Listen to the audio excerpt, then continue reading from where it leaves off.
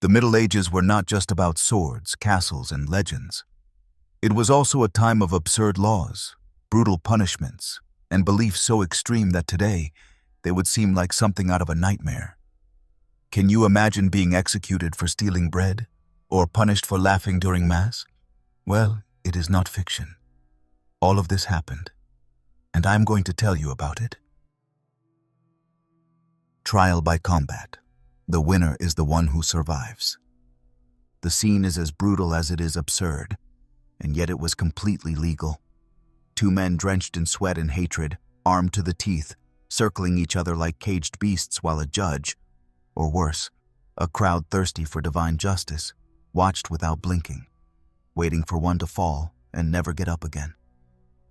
This was how trial by combat worked in the Middle Ages, a custom that, from any rational angle, seems more like a barbaric ritual than a legitimate way to resolve legal disputes. But it was the system. And for centuries, in many corners of Europe, it was accepted as conclusive proof of innocence or guilt. Behind this practice, there was no legal strategy or elaborate arguments. There were muscles, steel, and blind faith that God would not allow the liar to win. It was that simple. If you survived, you were innocent. If you died, you were guilty. There was no discussion, no appeals, no witnesses worth more than a sword well aimed at the enemy's heart. Justice was not blind. It was bloody. The origin of these combats has deep roots in Germanic thought, long before the consolidation of medieval kingdoms. In the centuries after the fall of the Roman Empire, many European tribal communities, especially in what we now know as Germany, France, and England, adopted this formula as an integral part of customary law. The idea that the outcome of a duel could reveal the truth was essentially a way to trust the supernatural, as if steel could channel divine will with the same precision with which it cut flesh and bone. The most terrifying aspect of trial by combat was not its violence, but its scope. It was not only battles between nobles or professional warriors. Sometimes, the participants were peasants or women. There are records mentioning confrontations between husbands and wives, where she had to fight with one hand tied, and he was placed in a hole with a wooden club to even out the physical disadvantages. And no, this is not a romantic exaggeration or a legend distorted by time. It is documented in legal texts like the Sachsenspiegel, one of the most influential legal codes of medieval Germany, that even specified how combat should proceed in marital cases. Justice was measured in blood, even within the privacy of the home.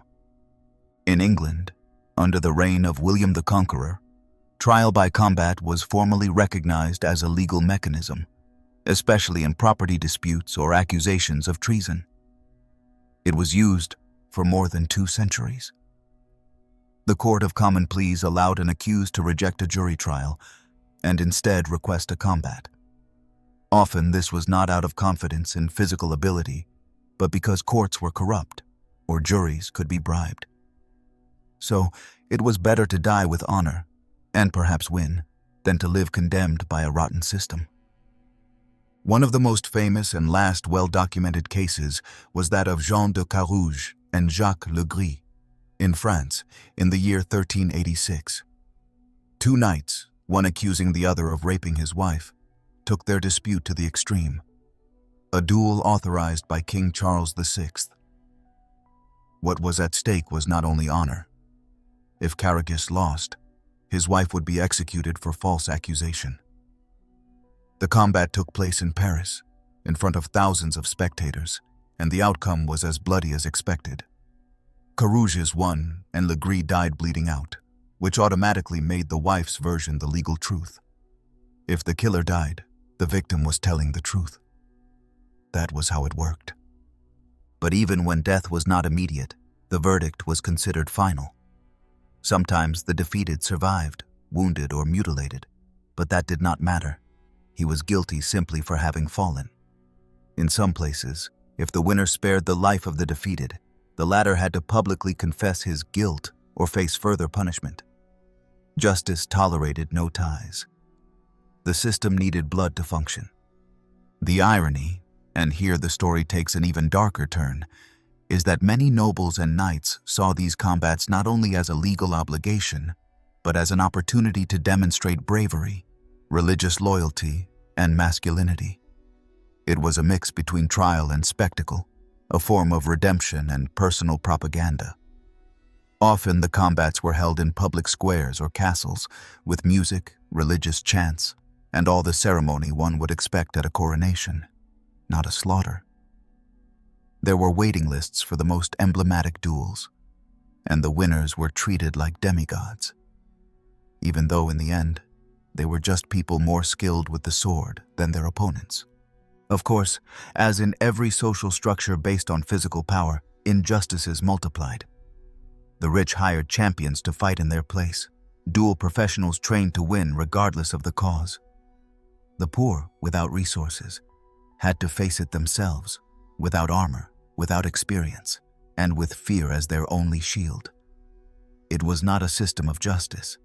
It was a medieval game of Russian roulette. During the 14th and 15th centuries, trial by combat began to lose strength in Western Europe. Universities, theologians, and more rational jurists pushed for a transition toward trials based on documentary evidence, oral testimonies, and written procedures. The influence of the Church was also decisive. Although it tolerated the practice for centuries, toward the end of the Middle Ages, high ecclesiastical authorities considered it blasphemy. God should not be invoked to resolve personal disputes, much less with swords. However, its official abolition was not immediate. In England, for example, trial by combat remained legally recognized until the 19th century. Yes, you heard that right. In 1815, a man named Abraham Thornton was accused of murder and, surprisingly, requested a trial by combat, relying on a medieval law that had never been repealed. The court, not knowing what to do, had to accept that the request was technically valid. In the end, the case fell apart, and Thornton was released. But that episode forced the British Parliament to finally abolish the trial by combat law the following year. That last legal spark was the final echo of a deeply primitive custom that, for centuries, was accepted as a symbol of justice. Not because it was just, but because society needed to believe it was. That fate had logic, even if that logic was written in blood. And perhaps that is the most disturbing part of all. How, for so long, it was accepted that a person's life or death represented absolute truth. Deep down, trial by combat was not a search for justice, but a desperate attempt to impose order on chaos, with the sword as judge and God as excused. The trial of God, boiling your hand to prove your innocence. Among the vast array of medieval judicial practices, none is as baffling, as brutally symbolic, and steeped in superstition as the so-called ordeals. They were bluntly known as the trials of God. At their purest essence, they proposed this: the accused's body would be subjected to extreme suffering, direct physical punishment, so that the divine, at least in theory, would intervene in favor of the innocent. If the person survived, healed quickly, or endured the torment without showing signs of guilt, then it was because God, in His infinite wisdom, had taken their side.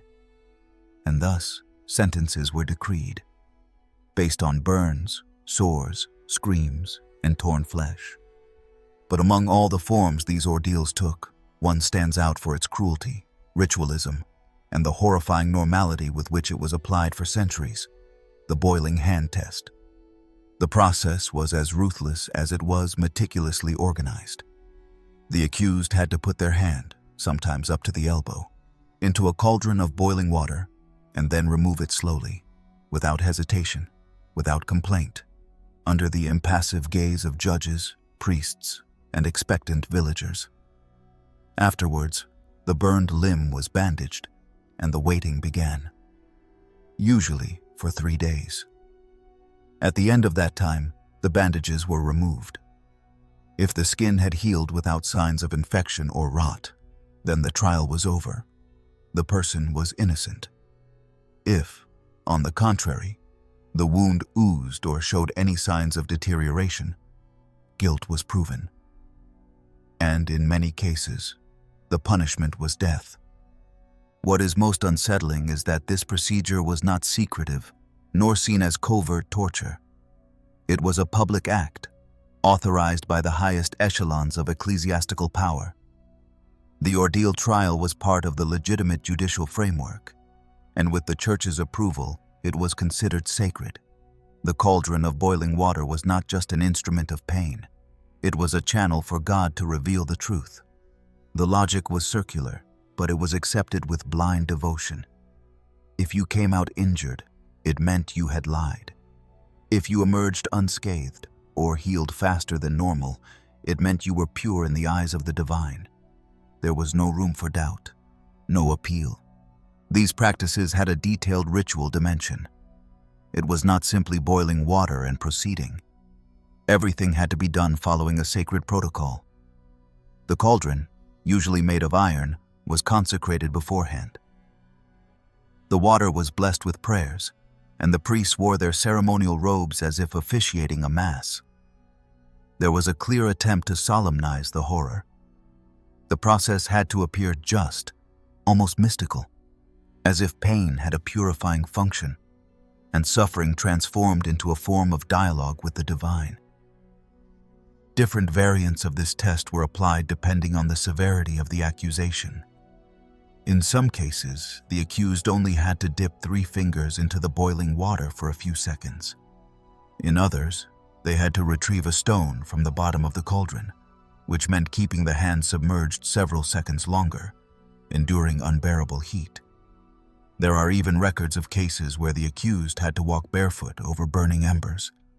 Each variant had its own internal logic, but all shared the same ideological foundation. The body was the battlefield where the soul was judged. This type of ordeal spread throughout much of Europe between the 9th and 13th centuries. In regions of the Holy Roman Empire, it was practiced with particular regularity, especially in villages where the legal structure was weak or non-existent. Civil and religious authorities collaborated closely, and often it was the local parish priest who officiated the ritual, ensuring everything proceeded according to protocol. The idea of justice was not conceived as a rational investigation, but as a manifestation of divine judgment in real time. The suffering of the body spoke for the soul. What is disturbing and, at the same time, fascinating is that some people requested this test voluntarily. In an environment where rumor could destroy a life, where an accusation of witchcraft, adultery, or theft was enough to condemn someone to ostracism, submitting to an ordeal paradoxically became an act of defense.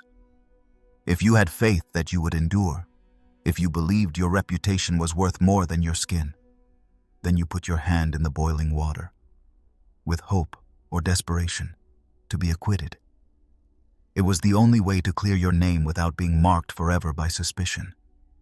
In this context, it is important to understand that medieval medicine did not fully comprehend the infection process, and healing was seen as a supernatural sign. The fact that a wound healed faster than another could be interpreted as a blessing, not a physiological reaction. Bodies were symbols, wounds, messages, and every blister had a theological meaning. By the 13th century, however, the practice began to decline. The expansion of universities and centers of more rational legal thought pushed a slow transformation in how justice was understood. Jurists like Bartolus of Sassoferrato and Baldus de Ubaldis began to introduce notions of material evidence, written proofs, and reliable testimonies. Divine intervention no longer seemed a solid basis for resolving disputes. The Church, for its part, also changed its stance. The Council of Lateran in 1215 formally banned clergy participation in these rituals, stripping ordeals of their spiritual legitimacy. Without priestly blessing, there was no divine trial. Without that support, the custom gradually faded away, although it survived in rural areas longer than one might imagine. There is evidence of isolated ordeals even in the 15th century, especially in communities where tradition outweighed written law. What is remarkable is that these practices were not considered crimes or aberrations until long afterward. They were seen rather as ancient, perhaps outdated, but respectable mechanisms. They were relics of a mentality that did not distinguish between the legal and the spiritual, between the physical and the moral. Today, it is unthinkable to believe a legal system ever trusted boiling water as the supreme judge. But that was the mindset of the time, a dense mixture of fear, faith, and ignorance. The trial of God, with its bloody theatricality, did not seek to clarify the facts. It sought to consecrate an idea of order where good and evil were defined by fire, skin, and pain. And as we read the records of these rituals, as we imagine hands wrapped in cloths soaked in oil, waiting for time and divine will to speak through the wounds, we cannot help but wonder to what extent modern societies still seek that same kind of visceral justice. Perhaps we no longer put our hands in boiling water, but there is still something deeply human about wanting to see the accused suffer to convince ourselves of their guilt or innocence. Deep down, the trial of God did not disappear entirely. It only changed form. The tax for being single. For much of the Middle Ages and across various European territories spanning kingdoms, counties, dioceses, and communes, being single was not simply a sentimental condition or a private life choice. No, it was a political, economic, and in certain cases, even a theological status. And as such, it came with a price, literally. In different periods and geographic contexts, taxes were established aimed at those who, having reached a certain age, had not married. The concept of the single tax may seem comical from a contemporary perspective, but its existence reveals a worldview where individual life had to be subordinated to a collective logic and singleness. Instead of being understood as a choice or freedom, was perceived as an obstacle to social order.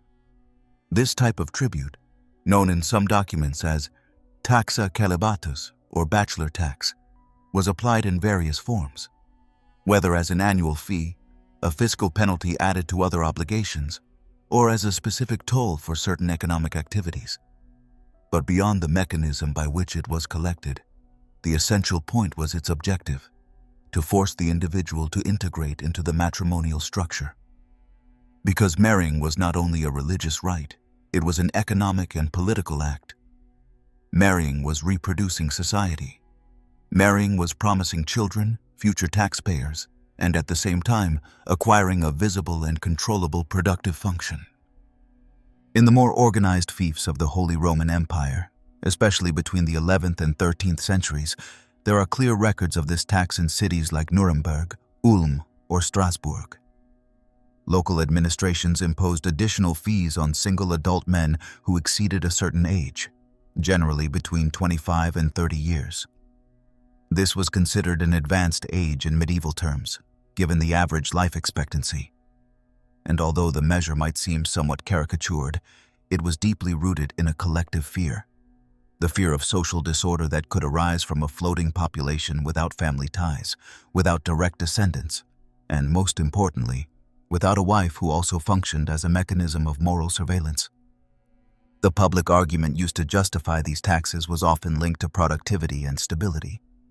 It was assumed that married men were more responsible, more integrated into the community, less prone to crime or vagrancy. Singleness, on the other hand, raised suspicions. The single man was seen as a potential parasite, someone living without truly contributing to the fabric of society. One who had no family had no heirs, and if he had no heirs, his work was not at the service of a lineage, but only for himself. That was subversive, and therefore he had to pay. But there was a second, even more unsettling level, related to religious morality. The Church, for centuries, imposed strong cultural pressure on the idea of marriage as the natural path for the average Christian. If one was not a priest or monk, then one had to marry. Staying in the middle, Living alone, neither forming a family nor embracing clerical celibacy, was unacceptable. It was a sign of pride, laziness, or worse, deviation. In the sermons and theological texts of the time, the adult single man was frequently presented as an incomplete figure, not only in the human sense but spiritually as well. And this was not just words. This moral pressure translated into public policies. In some regions of northern Italy, for example, the 14th century Statuti Comunali detailed economic penalties for men who, having been warned multiple times by local authorities, persisted in their singleness. The fine, although variable, could represent a considerable percentage of the annual income of an artisan or merchant. And sometimes, these men were not only penalized with money, but also with restrictions on access to certain communal positions, tax benefits, or even inheritance rights. Singleness, more than an absence of union, was seen as an institutional threat. But perhaps one of the most disconcerting aspects of this practice is that it did not necessarily discriminate by social class. Although it is true that many of the men fined were peasants or urban workers, there were also young nobles reprimanded for their refusal to marry. In several fiefs in Central Europe, the figure of the single knight appears, who could be sanctioned by his feudal lord if, having received lands or privileges, he did not consolidate a marriage within a given time frame. The marital bond was understood as part of the feudal contract. Just as obedience, tribute, and service were owed, so was the reproduction of the lineage. Refusing this was a breach of the pact. There are documented cases that are almost ironic in their cruelty. In England, under the reign of Henry VIII, differentiated tributes for singles were proposed as part of a general economic strategy. Although many of these plans were not systematically executed, legislative manuscripts exist that considered harsher taxation for those who, by decision or circumstance, did not marry. Later, under the government of Elizabeth I, these taxes were applied more explicitly as a way to increase revenue during wartime. Singleness, in times of crisis, was considered a fiscal luxury. Even in the 18th century, long after the Middle Ages had passed, modified forms of this tax were still applied in countries such as Russia and some territories of present-day Poland. The logic remained. Those who did not form families had to contribute more to the state, because without children they did not multiply the productive base of the nation. The agrarian economy, and later the proto-industrial one, could not support individuals who did not insert themselves into the reproductive cycle. Individual life once again was subordinated to the macroeconomic interest. Interestingly, in some parts of Eastern Europe and Scandinavia, the single tax also took on a ritualistic tint. Not only was money paid, but sometimes public ceremonies were organized in which single men were ridiculed for their status. They were given extravagant hats, forced to dance in public squares in front of married women, or in extreme cases, banned from attending certain religious festivities. Social pressure, reinforced by economic sanction, turned singleness into a constant stigma. And behind all this, there is a disturbing question hovering over history. How much real freedom did an ordinary man have to decide whether he wanted to marry or not? The answer, in most cases, is very little. Marriage was an obligation imposed from all fronts: the state, the church, the family, the community. Resisting that norm was not seen as eccentricity, but as deep disobedience, almost a social heresy. The single tax was not simply a medieval fiscal oddity. It was a concrete expression of a worldview in which each individual had to fulfill a fixed, predictable, and useful role. A vision in which love, desire, or personal vocation had no place, at least not when it came to duty toward the collective. Today it seems incredible that someone should pay more for being single. But history shows that this condition was viewed for centuries as a fault, a transgression that had to be corrected. And nothing corrects faster, they thought then, than a good fine. Because even in the most remote castle, or in the most isolated village, the rules were clear. Whoever did not form a family had to pay the price. In coins, in marginalization, or in public shame. What mattered was that order be maintained, and that no one, not even the heart of a single man, escaped control. Child marriages. In the Middle Ages, marriage was not a matter of love or personal desire, much less a freely chosen path by those united.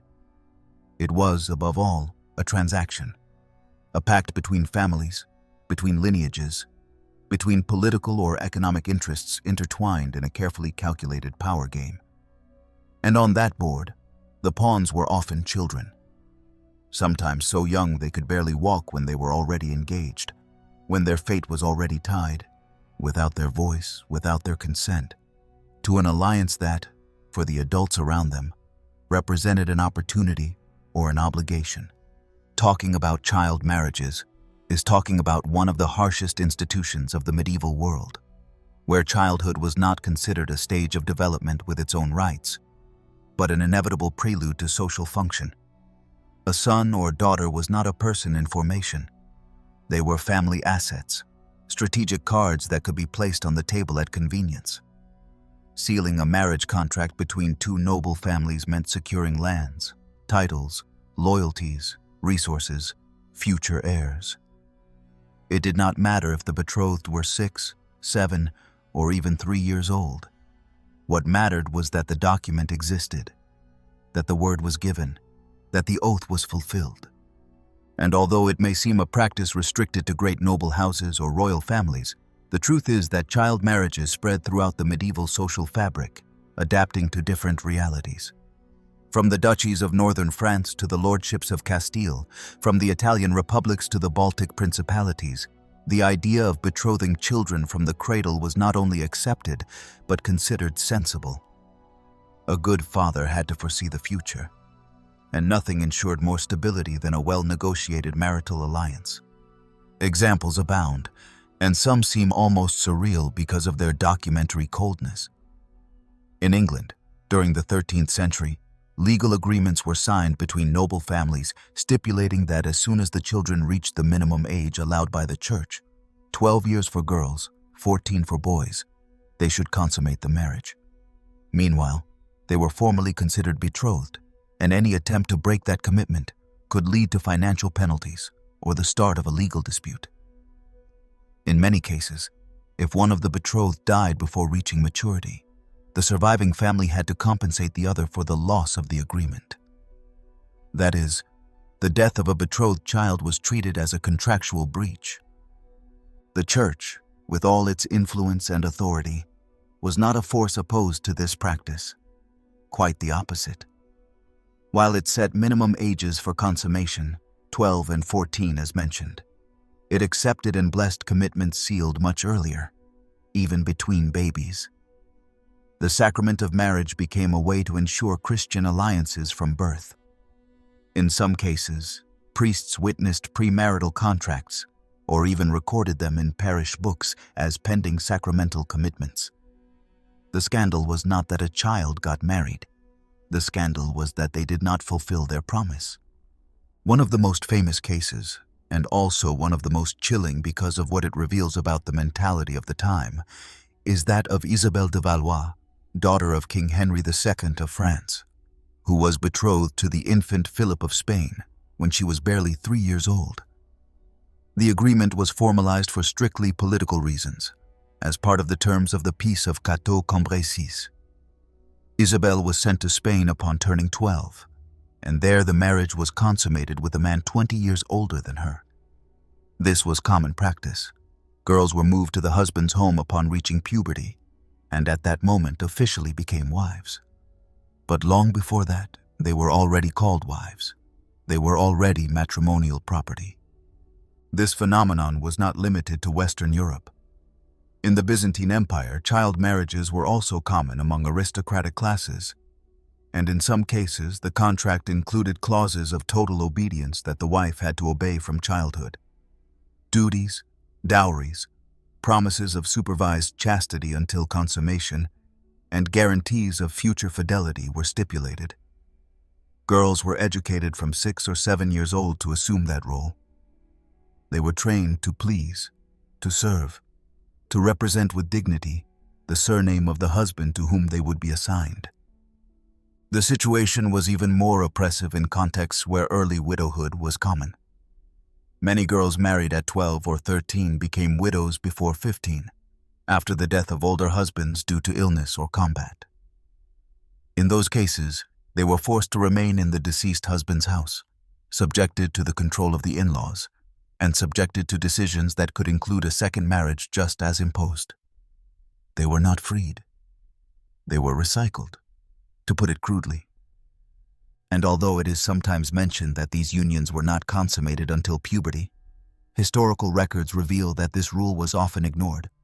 In rural areas, where ecclesiastical control was more lax, child marriages could include cohabitation from the start, and the line between formal marriage and abuse was completely blurred.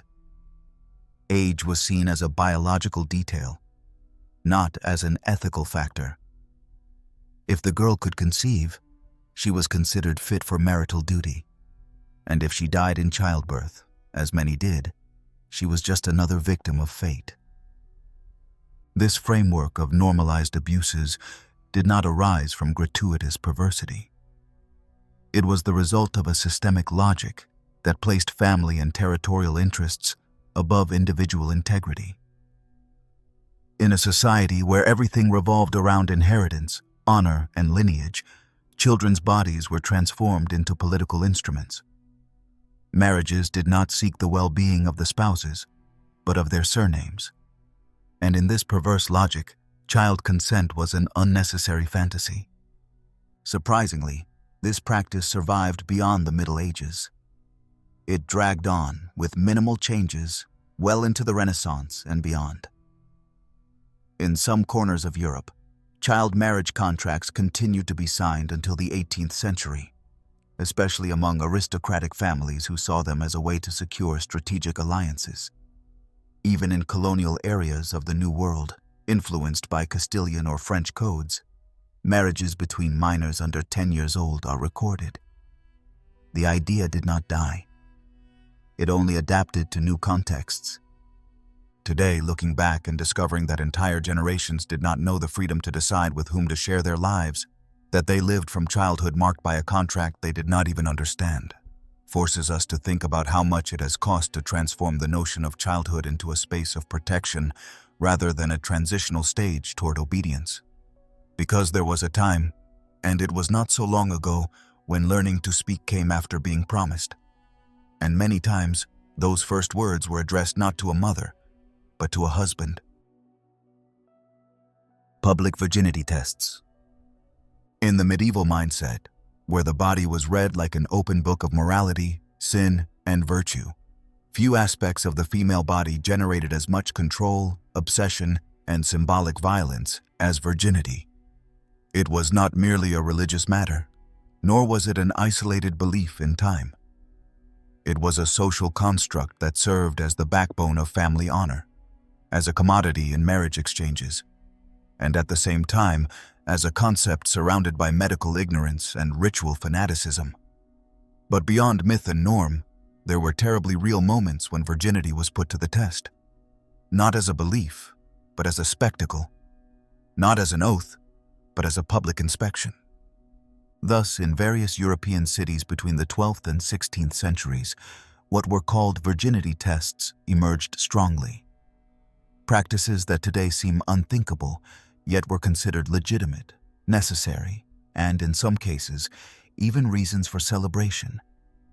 They were physical examinations held before witnesses, sometimes an entire community, to verify if a woman was pure, that is, if her hymen remained intact, if her body could still claim the symbolic right of not having been possessed.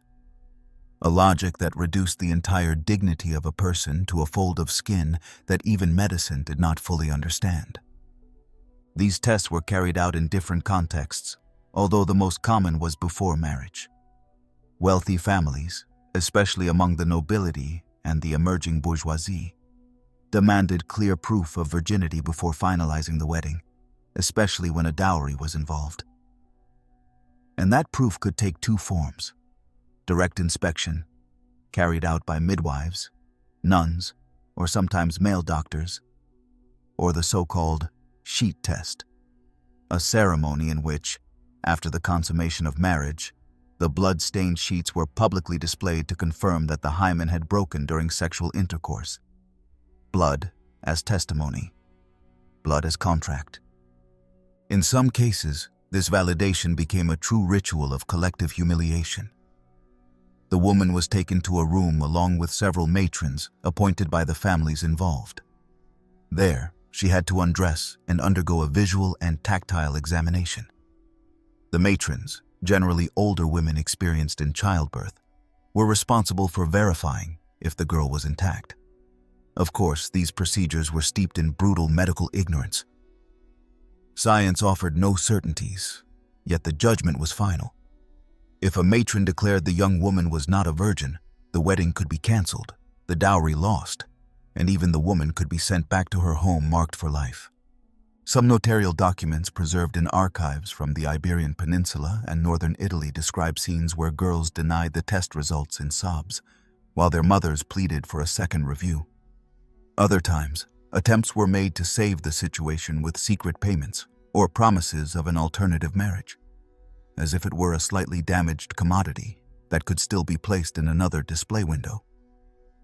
The patriarchal logic of the time operated like an unrelenting machine. If virginity was not guaranteed, then the woman lacked matrimonial value. Even more disturbing was the use of these tests in judicial processes. When a woman accused a man of rape, for example, it was common for the court to demand a virginity test to confirm that the act had occurred.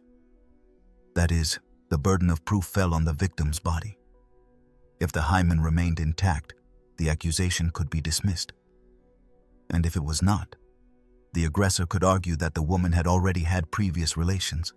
Therefore, there had been no rape, but consent.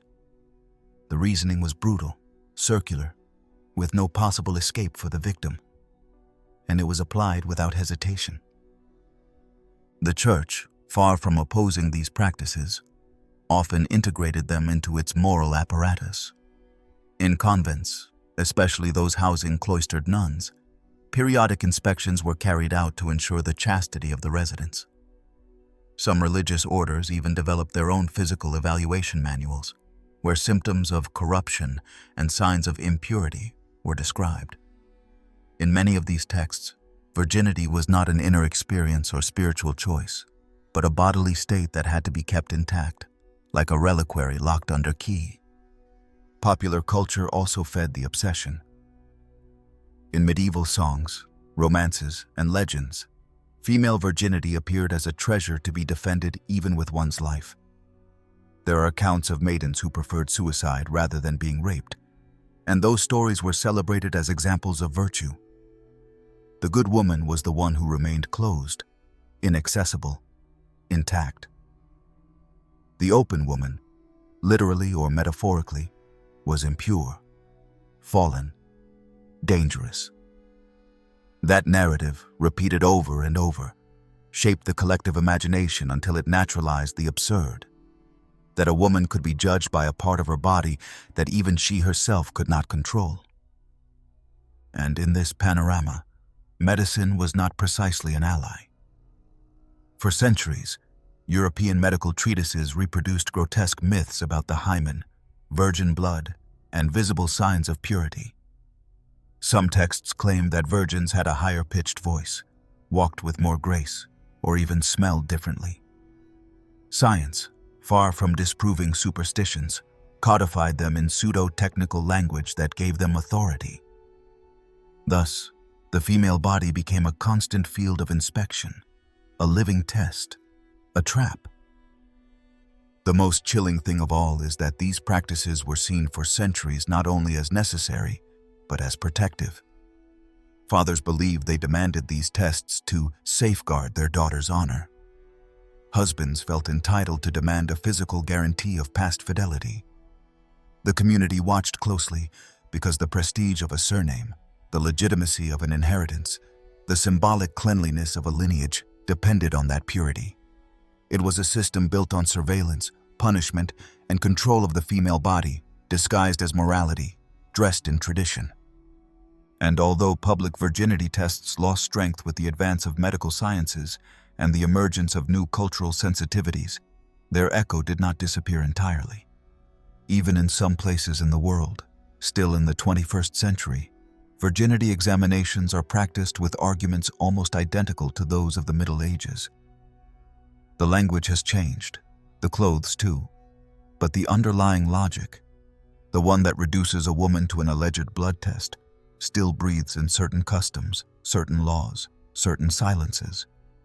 So when we look back and find these scenes of women surrounded by matrons, under the relentless gaze of a community waiting for blood on a sheet as proof of dignity, we are not simply exploring a medieval oddity. We are observing the very core of an ideology that shaped the existence of millions of women for centuries. The idea that a person's value can be measured, examined, and validated in public.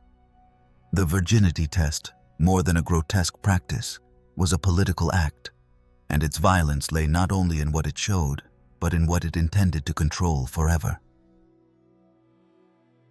Registered prostitutes and the right of the swords.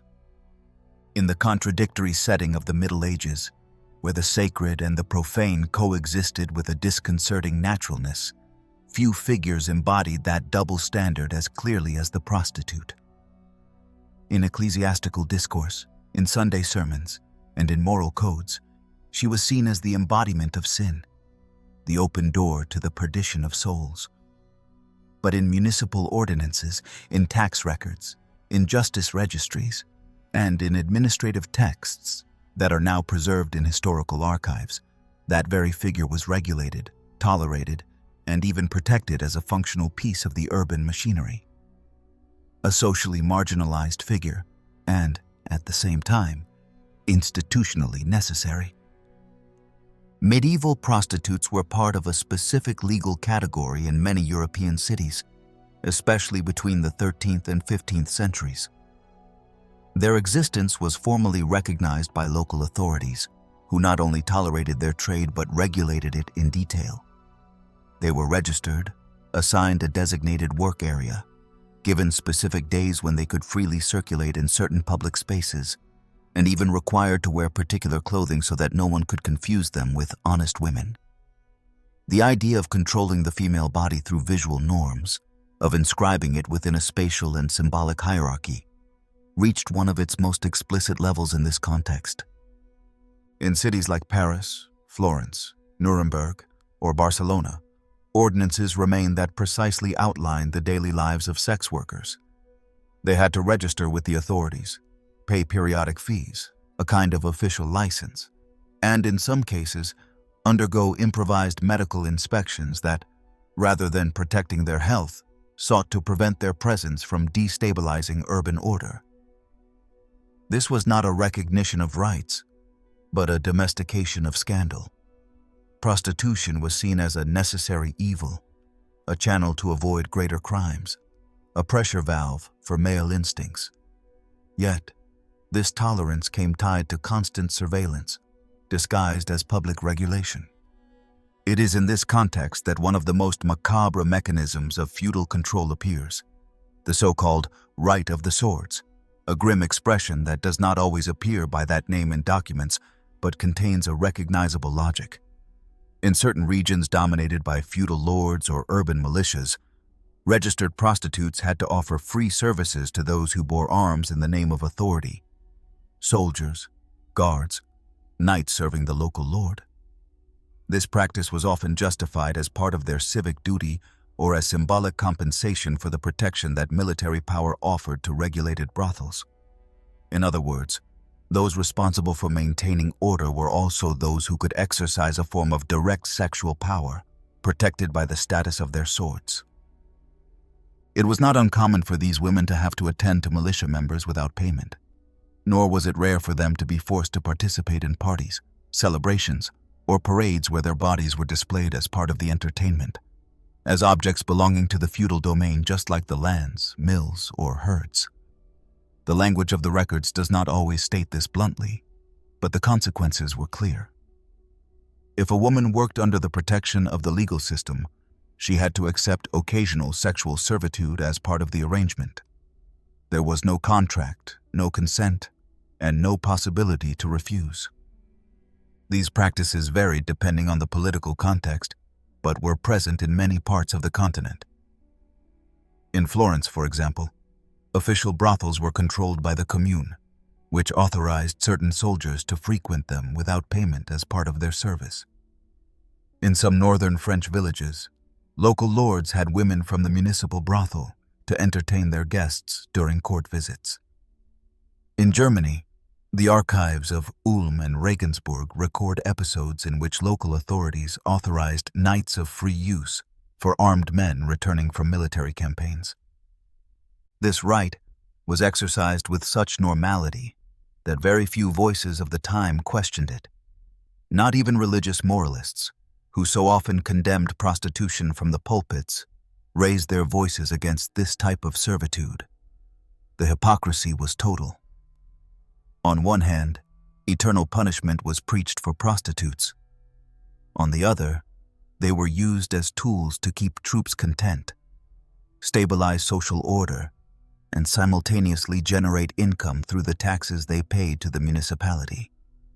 The woman's body was collective property, regulated by laws whose goal was not protection, but organized exploitation. In many cases, prostitutes who refused to attend authorized men were marked as rebels, expelled from the city, or even confined to punitive hospitals. These places, which combined functions of detention, public hygiene, and moral correction, were true hidden prisons. There, women were subjected to forced confinement, fasting, spiritual surveillance, and imposed domestic chores, with the hope that they would reform their behavior. The sinister fact is that the same authorities who imprisoned them for disobedience benefited from their work when they complied with the rules. We must not forget that many of these women did not enter prostitution by choice, but due to lack of alternatives. Poverty, family abandonment, exile, or orphanhood pushed them to official brothels, where at least they had food and shelter.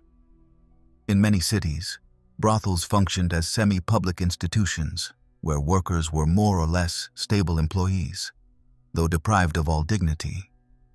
And in that environment, marked by the false promise of protection, the sword of power hung over them with a violence that could be exercised at any moment, under any pretext. What makes this system particularly unsettling is its bureaucratic perfection. It was not chaos or informal permissiveness. It was an orderly mechanism with records, lists, quotas, inspections, and regulations. Prostitutes had to wear visible badges, colored scarves, marked belts, specific headdresses. They were identified on the street, kept out of certain areas and times, and fined if they violated the rules. They were second-class citizens, visible by design, observed by mandate. And yet many managed to survive, adapt, and negotiate their space within that system of permanent surveillance. Some became well-known figures in their city, with a stable clientele, small savings, and a certain relative autonomy. Others, less fortunate, fell into networks of violence, abuse, and misery. But all lived under the constant threat that their bodies did not fully belong to them. Because the right of the swords could be imposed at any moment, without justification, and because the system that registered them, far from protecting them, kept them always available. Looking closely at this history is to discover how, even within a legal system, forms of hidden slavery can be formed, absolute control disguised as civic order. Registered prostitutes in the Middle Ages were neither protected citizens nor clandestine criminals. They were visible gears in a system that needed, tolerated, and used them. And among the folds of that tolerance, the sword was not a metaphor. It was literal, and its blade, many times, fell without mercy. Executions for bestiality and trials of animals. Among all the practices that marked the Middle Ages, with a tone somewhere between the grotesque and the incomprehensible, few are as disturbing as trials against animals. Yes, real trials, with documents, judges, witnesses, and often death sentences. Because in the legal and theological mindset of the time, punishing humans for their sins was not enough. If a beast participated in an impure act, caused harm, or threatened the moral or social order, it too had to answer before justice. Thus, cows, horses, pigs, goats, donkeys, roosters, and even insects were dragged before courts and subjected to processes that today defy all logic, but then formed part of the regulatory and religious framework with chilling seriousness. Trials for bestiality, in particular, starkly illustrate this medieval view that intertwined law, religion, and punishment with terrifying literalness. In these cases, when a person was accused of having sexual relations with an animal, something theology considered one of the gravest forms of sodomy, it was not enough to condemn the accused. The animal also had to be punished, because according to the dominant view, that creature, by participating in an unnatural act, became contaminated. It became an instrument of sin and therefore deserved death. Some legal texts even stated that allowing the animal to live endangered the entire community, as if the earth itself was stained by the presence of sin embodied in the beast. The cases are documented with surprising precision. In France, for example, there are judicial records from the 14th century describing how a sow was tried for allegedly having sexual relations with a peasant.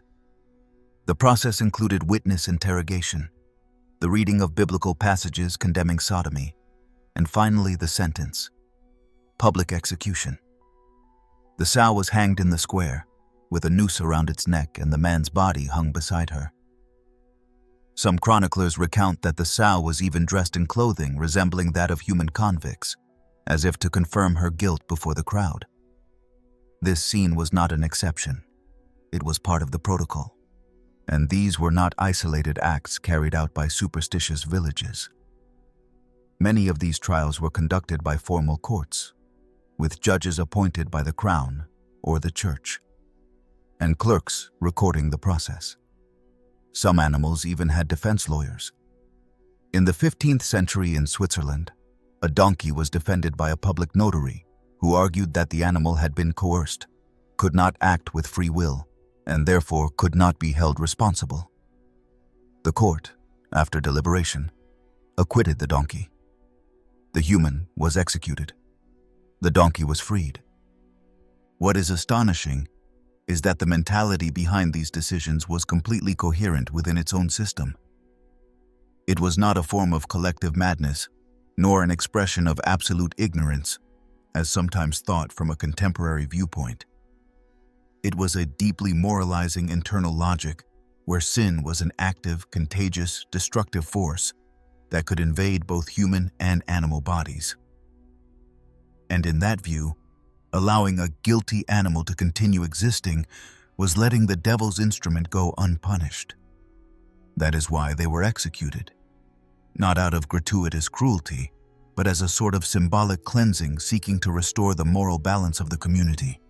In other cases, the trials were not related to bestiality, but to crimes such as murder or violent behavior. A pig that killed a child, a horse that knocked down a monk, a cow that charged an elderly man could be brought before justice. When that happened, the same procedure as for a person was followed. Witnesses were sought, intent was evaluated, and guilt was proven if possible. The animal was confined, judged, and if found guilty, publicly executed. In some villages in Normandy, records show that a dog was stoned for biting its owner during a religious ceremony. This act was considered a form of heresy. There were also even stranger cases, trials against swarms of bees, mice, or worms that destroyed crops. They were sent citations, attorneys were appointed to represent them, and if they did not appear, as was evident, they were excommunicated. That is, a spiritual punishment was pronounced that, in theory, should drive the creatures away from the fields and restore order. Masses of condemnation were held, processions to curse the animals, and acts to purify the land. Although this may seem like absurd ritualism, Many communities firmly believed in the effectiveness of these measures. When a plague struck a territory, there were no scientific explanations. There was sin, divine punishment, and action had to be taken against visible culprits. At times, the theatricality of these trials was part of the punishment. It was not enough to kill the animal. It had to be done as an example, in front of the entire community, with ceremony and solemnity. Gallows were erected, bodies were hung, sentences were read aloud. Children watched. Priests blessed. Judges nodded. It was a brutal form of pedagogy that taught that the law was universal, that no living being could escape the watch of the moral order. And although the absurdity is obvious, the message was powerful. Justice reached all creatures. There was no room for chaos. One of the most fascinating elements, from a documentary point of view, is that many of these processes were carefully archived. In the notarial records of towns such as Falaise, Autun, or Lausanne, there are parchments with detailed descriptions of charges, witness statements, judges' responses, and execution orders. These documents have been studied by legal historians, who agree that animal trials were not folkloric exceptions, but part of a broader legal conception that saw law as an absolute network extending over all that breathed, ate, or trod the earth. Over the centuries, and especially after the rise of rationalist thought in the 17th and 18th centuries, these practices fell into disuse. Natural sciences began to explain animal behavior differently, and the law gradually abandoned the idea that an animal could have legal responsibility. However, what remains from all this is not simply a bizarre anecdote, but a direct window into how a society understood order, guilt, and justice. Because when a culture decides to try a pig, a rooster, or a colony of rats, what it reveals is not a lack of common sense, but a desperation to find answers, to point out culprits, to turn chaos into a comprehensible story. And if that story required appointing a lawyer for a donkey or hanging a sow before the church, then it was done without hesitation. What mattered was that the punishment was visible, that sin had a face, even if that face had a snout, and that the community could sleep peacefully knowing that evil had finally been eradicated. In the end, in these impossible trials, the Middle Ages speak to us through their obsession with order, symbolism, and the idea of a world where everything had to answer to something. Even a beast, even a fly. Even if it meant hanging a pig in front of the entire village, while the drums of justice once again marked the rhythm of a perfectly regulated madness. The rite of Prima Nocte. Within the collective imagination about the Middle Ages, there are certain images that seem etched in stone, ideas repeated so often that they are accepted as true without much questioning. One of the most disturbing, without a doubt, is the so-called rite of Prima Nocte, also known in some regions as ius primae noctis, the alleged privilege by which a feudal lord had the legal authority to spend the first night with the wife of one of his serfs before the marriage could be consummated. An act of institutionalized sexual domination that, according to this view, was as normalized as paying tributes or fulfilling vassalage obligations. The very idea is outrageous. A nobleman, protected by law or tradition, demanding the body of a peasant woman on her wedding night as if she were part of his feudal property. Yet despite the place this rite holds in popular culture, in film, literature, and even certain historical discourses, the debate about its authenticity is far from settled. Because what seems evident in fiction becomes much murkier when examined through documentation, legal sources, and serious analysis of what the medieval world really was and what it was not. To understand this phenomenon, it is necessary to separate legend from context, and, above all, to comprehend what we are really talking about when we mention the rite of Prima Nocte. The term refers to the supposed feudal permission by which a lord could claim the right to lie with the wife of one of his vassals on the first night of their marriage, as if she were part of the goods over which he exercised dominion. But what is often ignored is that there are no medieval legal codes in Europe that formally and systematically established this privilege. No Castilian charter, no collection of Frankish capitularies, nor even the famous feudal codices of northern Italy contain an explicit law authorizing this practice as written norm. And yet, the stories exist. Chronicles, romances, satires. From the Provençal songs to the moralist texts of the late Middle Ages, the scene of the Lord demanding that first contact with the serf's wife is repeated. So, where does this image come from? Was it a myth spread for ideological purposes? An exaggeration born from real abuse situations that became legend? Or were there informal forms of that practice, uncodified but tolerated under the tacit silence of power? Most modern historians tend to lean toward a middle ground explanation. The right of Prima Nocte as a legal institution probably did not exist as represented, but there were concrete episodes of sexual abuse by feudal lords that, due to the social structure and the lack of peasants' rights, could not be prosecuted or punished. The lord's power was so absolute within his domain, so little controlled by external mechanisms, that excesses were common currency, and among them undoubtedly was the possibility of forcing women under his jurisdiction. Not because the law said so, but because no one could stop him. In many regions of Western Europe, peasant weddings required lordly permission to take place. This permission was usually accompanied by a payment, known in some documents as merceta. The word has been interpreted in various ways. Some authors argue that it was economic compensation for losing a young woman who would now be under another man's authority. Others have suggested it was a symbolic tax linked to birth control, since the children of serfs were also born as productive property of the fief. And in the harshest interpretation, it has been said that merceta served to buy the lord's renunciation of exercising his right of prima nocte. But this last version lacks direct evidence. It is more a narrative reconstruction than a demonstrable legal fact. In any case, what is true is that the figure of the lord as owner of the bodies and wills of his serfs was not fiction. His authority covered every aspect of peasant life. He could demand forced labor, impose tributes, decide inheritance, punish with physical penalties, and expel entire families from the land. In that context, to think they did not also exercise forms of sexual abuse is naive. Women were especially vulnerable. They lived in villages where the presence of royal or ecclesiastical justice was almost non-existent, and the fear of punishment kept everyone silent. The Lord did not need written laws to act. He only needed certainty of impunity. Medieval literature, especially satire and oral tradition, plays an important role in constructing this image. Many popular stories feature lascivious, arrogant lords who take advantage of their subjects and claim the bodies of young wives as part of their whim. In some versions, women resign themselves. In others, there is resistance, escape, deception.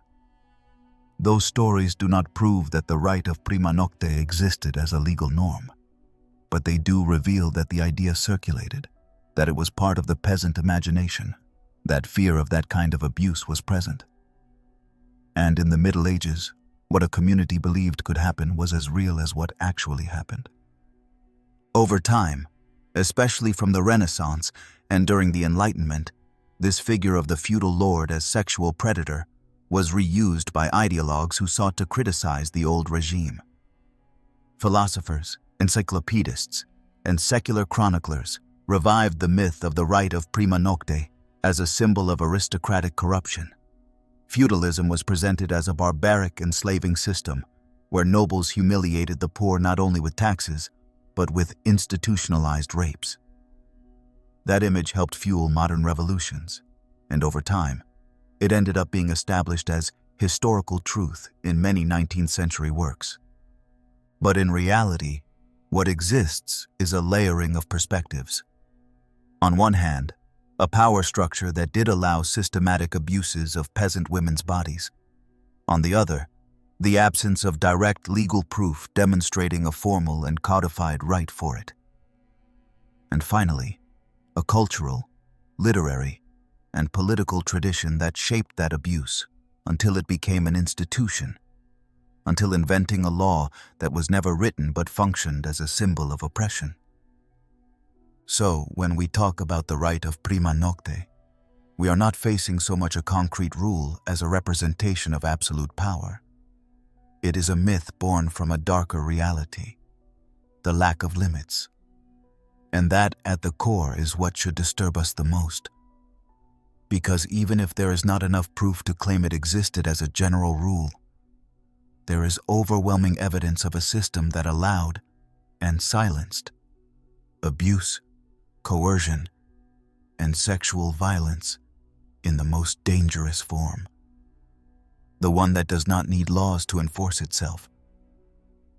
In that ambiguity, between myth and daily terror, the right of Prima Nocte becomes something worse than an unjust law. It becomes the living representation of what happens when power is exercised without any control. A historical warning disguised as legend, but built on the flesh of those who never had a voice to deny it. Hunting beggars and licenses to be poor. In the Middle Ages, poverty was not merely an economic problem or a human tragedy. It was a political, spiritual, and even administrative issue. The figure of the poor was ambiguous and dangerous. On one hand, it represented the Christian ideal of humility, the echo of Christ's suffering, an opportunity for the rich to practice charity and save their souls. But on the other hand, the poor were also perceived as a threat, as an unstable, unpredictable presence that disrupted order, questioned divine will, and reminded society that inequality could not always be hidden behind obedience. In that unstable balance between compassion and suspicion, the Middle Ages created one of its most perverse mechanisms, the regulation of the right to beg. Because in many towns and cities, being poor was not enough to ask for alms. You had to be authorized. The so-called begging license was a reality in many European territories from the 13th century onward. But it took its most systematic form between the 14th and 15th centuries, when local authorities began to implement registers of legitimate poor people who could beg without being punished. The rest, vagabonds, displaced persons, unrecognized unemployed, ex-soldiers without a homeland, orphans without guardianship, peasants fleeing war or hunger, were considered illegal poor, and the harshest weight of the law fell upon them. Because being on the street without permission, without a fixed place, without accepted justification, was equivalent to being a criminal. The phenomenon had a clear trigger: the demographic and economic crisis caused by the Black Death, which decimated the European population in the mid-14th century. With massive death came migrations, bankruptcies, land abandonment, labor shortages, and a growing legion of miserable people who, homeless and jobless, wandered roads, markets, and plazas. In this context, traditional almsgiving, that pious act that brought the rich closer to heaven, began to be viewed with suspicion. Cities, especially the wealthiest, wanted to differentiate the truly needy from opportunists, the honest poor from those who wandered without apparent reason. And so the rule was imposed: to beg, you had to have papers. The records of these licenses were kept by municipal authorities, often in collaboration with the church. Parishes were responsible for identifying the worthy poor eligible for assistance, and these individuals were given a mark, a bracelet, a wooden seal, or a signed sheet that authorized them to circulate and beg in specific areas. These documents were regularly reviewed, and their validity could be revoked if the poor person changed neighborhoods, became too insistent, or appeared too healthy to justify their situation. The image of the medieval beggar is therefore much more complex than that of a passive, needy person sitting by a church door. Many were pursued, arrested, publicly whipped, or even branded with hot irons for begging without a license. Some urban codes in southern France specified how many times a person could be caught begging without permission before being expelled from the city. In England, under the administration of Edward IV, Laws were established allowing imprisonment for up to 6 months for unauthorized vagabonds, and if they reoffended, they were branded on the forehead with the letter V for vagrant. What is truly chilling about this system is that it did not seek to eradicate poverty, something that, deep down, no one believed was possible, but to control it, classify it, make it predictable. The begging license was a tool of surveillance, a way to map misery without letting it overflow. The poor were tolerated as long as they were registered, as long as it was known who they were, where they came from, which parish they belonged to. The rest were considered intruders, potential enemies, burdens who had to be punished or expelled before contaminating urban peace. In many towns, there were actual social cleansing patrols, armed groups that roamed the streets looking for illegal poor people. This beggar hunt was not a rhetorical figure. Municipal records include payments to men tasked with capturing and escorting out of the jurisdiction the unauthorized vagrants and beggars. Sometimes these expelled individuals were left in the forest or at the edges of roads in areas where it was known no one would receive them. Other times they were chained and forced to work on public works as punishment for living without serving. This repression had its symbolic counterpart in the very architecture of cities. Neighborhoods were divided by class and function. There were areas reserved for authorized poor people, shelters, hospices under ecclesiastical control where entrance was granted only with a letter of recommendation. But there were also invisible boundaries, borders that unlicensed beggars could not cross without exposing themselves to violence. In Florence, for example, unregistered poor were chased away if they tried to cross certain bridges. In Bruges, they had to leave the central market before nightfall. And in Lyon, night guards had specific orders not to allow the overnight stay of people without trade or name. This physical control was reinforced by religious discourse that strengthened the hierarchy between the worthy poor and the unworthy. The first was the one who accepted their fate with humility, did not complain, begged with decorum, and showed visible signs of illness or disability. The second was the young vagabond, the one who seemed strong, spoke fluently, or wore relatively clean clothes. That person was accused of fraud, living off the labor of others, and being a moral danger to society. They were rejected not for being poor, but for not seeming miserable enough. The consequences of this system were not limited to the economic realm. Many people became trapped in a spiral of marginalization from which they could not escape. If they lost their license because of moving, suspicion, or mental illness, they could no longer work or ask for help and automatically became criminals. Poverty became a sentence without possible redemption. And all this, let us remember, occurred under legislation claiming to act in the name of order, compassion, and faith. There is something deeply disturbing in this medieval logic that transformed charity into surveillance and care into exclusion. Because behind the idea of licenses to be poor lies an uncomfortable truth. Society did not want to eradicate misery. It only wanted to tame it, keep it where it would not bother, where it could be seen from afar as an example, but without allowing it to become contagious. The poor were useful as a moral reminder, as a mirror of what one should avoid, but became dangerous when they stopped begging humbly and began to exist on their own terms. Today, many of these practices seem absurd or cruel to us, but the thought structures that supported them still breathe in certain social attitudes.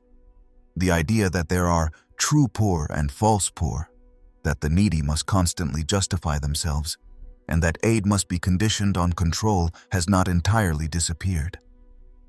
Perhaps that is why the history of begging licenses remains so uncomfortable, because it reminds us that for centuries entire systems were designed to decide who had the right to be poor. And the most terrible part is that this decision was rarely made by hunger. It was made by power. The Devil's Yawn. Punishments for laughing during Mass. In the Middle Ages, the temple was not simply a place of prayer. It was the moral heart of the community, the meeting point between the visible and the invisible, between earth and heaven, between the believer's soul and the watchful gaze of God. The church was not just a sacred building, it was a theater where every gesture had to be measured, every word had to be imbued with devotion, and every silence had to seem eternal. Within that consecrated space, any sign of distraction, any glimpse of irreverence, any bodily impulse that escaped the control of the soul was considered a threat to the divine order. And among all those impulses, there was one that awakened a special fear: laughter, or worse, yawning.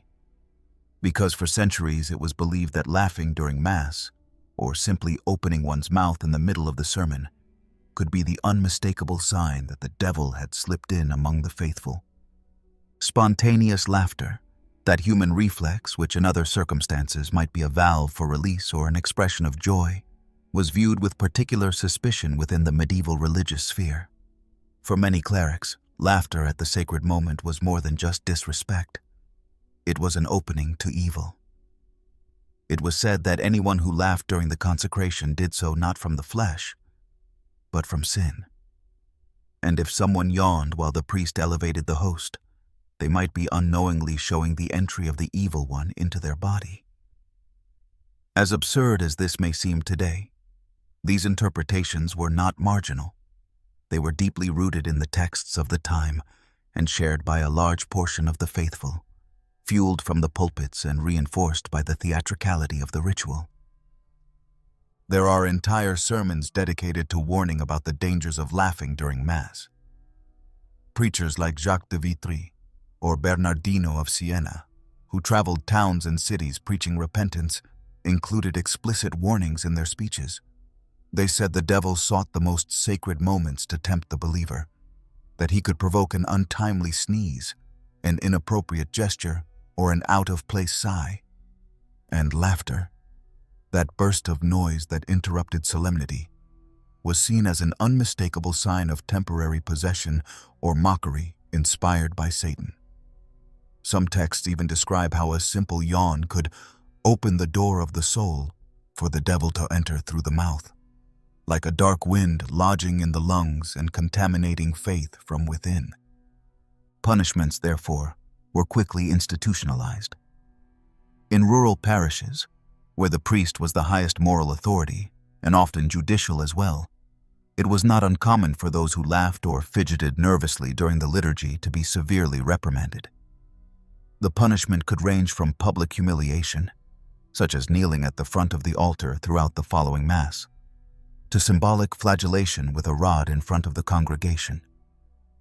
There are records in ecclesiastical documents from Northern Europe mentioning that children caught laughing during the Gospel were taken to the atrium and forced to pray on their knees for hours, while other faithful stood silently around them. It was a form of correction, yes, but also a warning. In cities where parishes were more organized and there were specific rules about behavior inside the temple, supervision was even stricter. In some cathedrals in southern France, for example, the statutes included the figure of the Mass corrector, a minor official stationed in the aisles during celebrations to identify those who were not paying attention, falling asleep, talking, or daring to emit suppressed laughter during the sermon. These correctors could apply small penalties immediately, such as striking with a ceremonial rod, interrupting the Mass to call out the offender, or even expelling them from the temple with the parish priest's permission.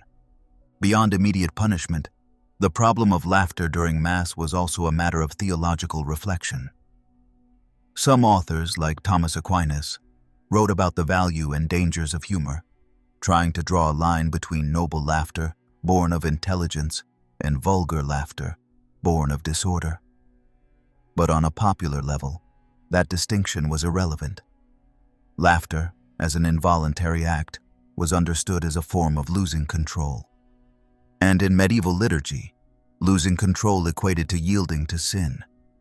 The believer was expected to maintain perfect composure, almost petrified. The soul had to be elevated, the body motionless. Any sign of distraction was a crack through which the profane could slip into the sacred. In many villages, supernatural stories began to circulate, reinforcing this vigilance. Anecdotes were told of faithful who, after laughing during Mass, suffered mysterious accidents, fell ill, or were found dead with their faces frozen in a demonic grimace. In some manuscripts preserved in abbeys in Central Europe, there are accounts of women who, after being caught yawning during the reading of the Gospel, later confessed to having felt a dark presence entering through their mouths and whispering blasphemous words. These stories functioned as warnings, and they were read or told during catechism to reinforce the idea that inside the temple, every gesture had to be purified. One of the most extreme punishments is documented in the archive of a small parish in the Bavaria region, where a young peasant was accused of laughing loudly during the final blessing. The priest, scandalized, stopped the Mass and declared that the young man must be purified with fire. Although he was not literally burned, he was forced to hold a lit candle with bare hands for several minutes until his skin was marked. It was a sign, a lesson for all. The fire that should illuminate the soul could also punish the body if it mocked the divine mystery. But not all punishments were physical. In some places, devices were used to control restless faithful. In certain German churches, for example, there were benches with movable backs that creaked at the slightest movement, alerting the priest to who was not maintaining proper posture. Restrictive hoods were also designed to cover part of the face, preventing visual distractions. And in some convents, internal rules forbade any facial expression that might be interpreted as worldly joy during choral prayer. Even in silence, vigilance was constant. It is important to understand that this obsession with bodily conduct was not arbitrary. In the medieval world, the body was seen as a direct reflection of the soul. Gesture was a sign, posture a symbol, and at Mass, the moment when bread became flesh, when the eternal touched the earthly, any break in solemnity could be interpreted as an attack on the divine. Laughing was a kind of wordless sacrilege, and yawning, a voiceless confession of boredom, apathy, or disinterest in the greatest mystery of faith. Therefore, beyond the absurdity it may seem to us today, punishing someone for laughing during Mass was not an isolated exaggeration. It was the result of a belief system that did not separate mind from body, nor liturgy from control. And in that context, the simple act of opening the mouth at an inappropriate moment could be interpreted as an act of spiritual betrayal. The devil's yawn, as it was called in some texts, was not a metaphor. It was a warning. Today, when laughter has become part of everyday language, when even inside churches gestures are more relaxed, it is hard to imagine a time when every movement of the body could be a sign of guilt. But it is enough to look at the records, the rules, the punishments, the stories told in whispers over generations, to understand that there was a time when laughing was not only dangerous, it was a crack through which hell could open wide, right in the middle of Mass, under the altar's watchful gaze. And sometimes, it all began with a simple yawn. The Chastity Belt. In popular imagination, few images have proven as enduring, as chilling, and at the same time as fascinating as that of the famous Chastity Belt. A rigid artifact, usually made of iron, designed to prevent access to a woman's body, locking away her sexuality and supposedly protecting her virtue. The scene is so ingrained in culture that it seems unquestionable. A medieval knight leaves for the Crusades and, before mounting his horse, fastens the lock of the device onto his wife's body, keeping the key on his chest or giving it to a confessor. She remains sealed, motionless, waiting for his return. And the story continues with a mix of drama, control, torture, and honor tinged with rust. But when this legend is examined from a rigorous historical perspective, the first thing that appears is an unexpected twist. Most of the chastity belts preserved in museums do not actually come from the Middle Ages, but from the late Renaissance or even the 19th century. Many are forgeries created for morbid purposes, or pieces built as instruments of moralistic display rather than functional devices. However, and here lies the disturbing part, the myth was not invented out of nothing. It was fed by real obsessions, deeply rooted social structures focused on the surveillance of the female body, and a culture that turned chastity into a symbol of obedience, devotion, and economic value. In practical terms, the idea of locking a woman's genitals with a metal piece for weeks, months, or years simply does not hold up under medical analysis. Infections, lacerations, blockages, and difficulties performing basic functions like urination or menstruation would make prolonged use impossible. Moreover, access to tools to break or force such a mechanism was not so difficult as to believe a simple lock could deter someone truly determined. And yet the myth persisted. It persisted because it responded to a deep fear. The fear of desire, the fear of infidelity, the fear of the female body as an uncontrollable territory. One of the oldest texts mentioning a chastity device is the Bellifortis, a treatise on military engineering written by Conrad Kieser around the year 1405. Its pages include a rudimentary drawing of a metal structure supposedly designed to maintain female virtue. But the tone of the text suggests it is more satire or technical fantasy than practical instruction. There is no evidence that this design was mass-produced or systematically used. Still, over time that drawing was copied, reproduced, and exaggerated. And as the moral obsessions of the Christian world intensified, the myth solidified.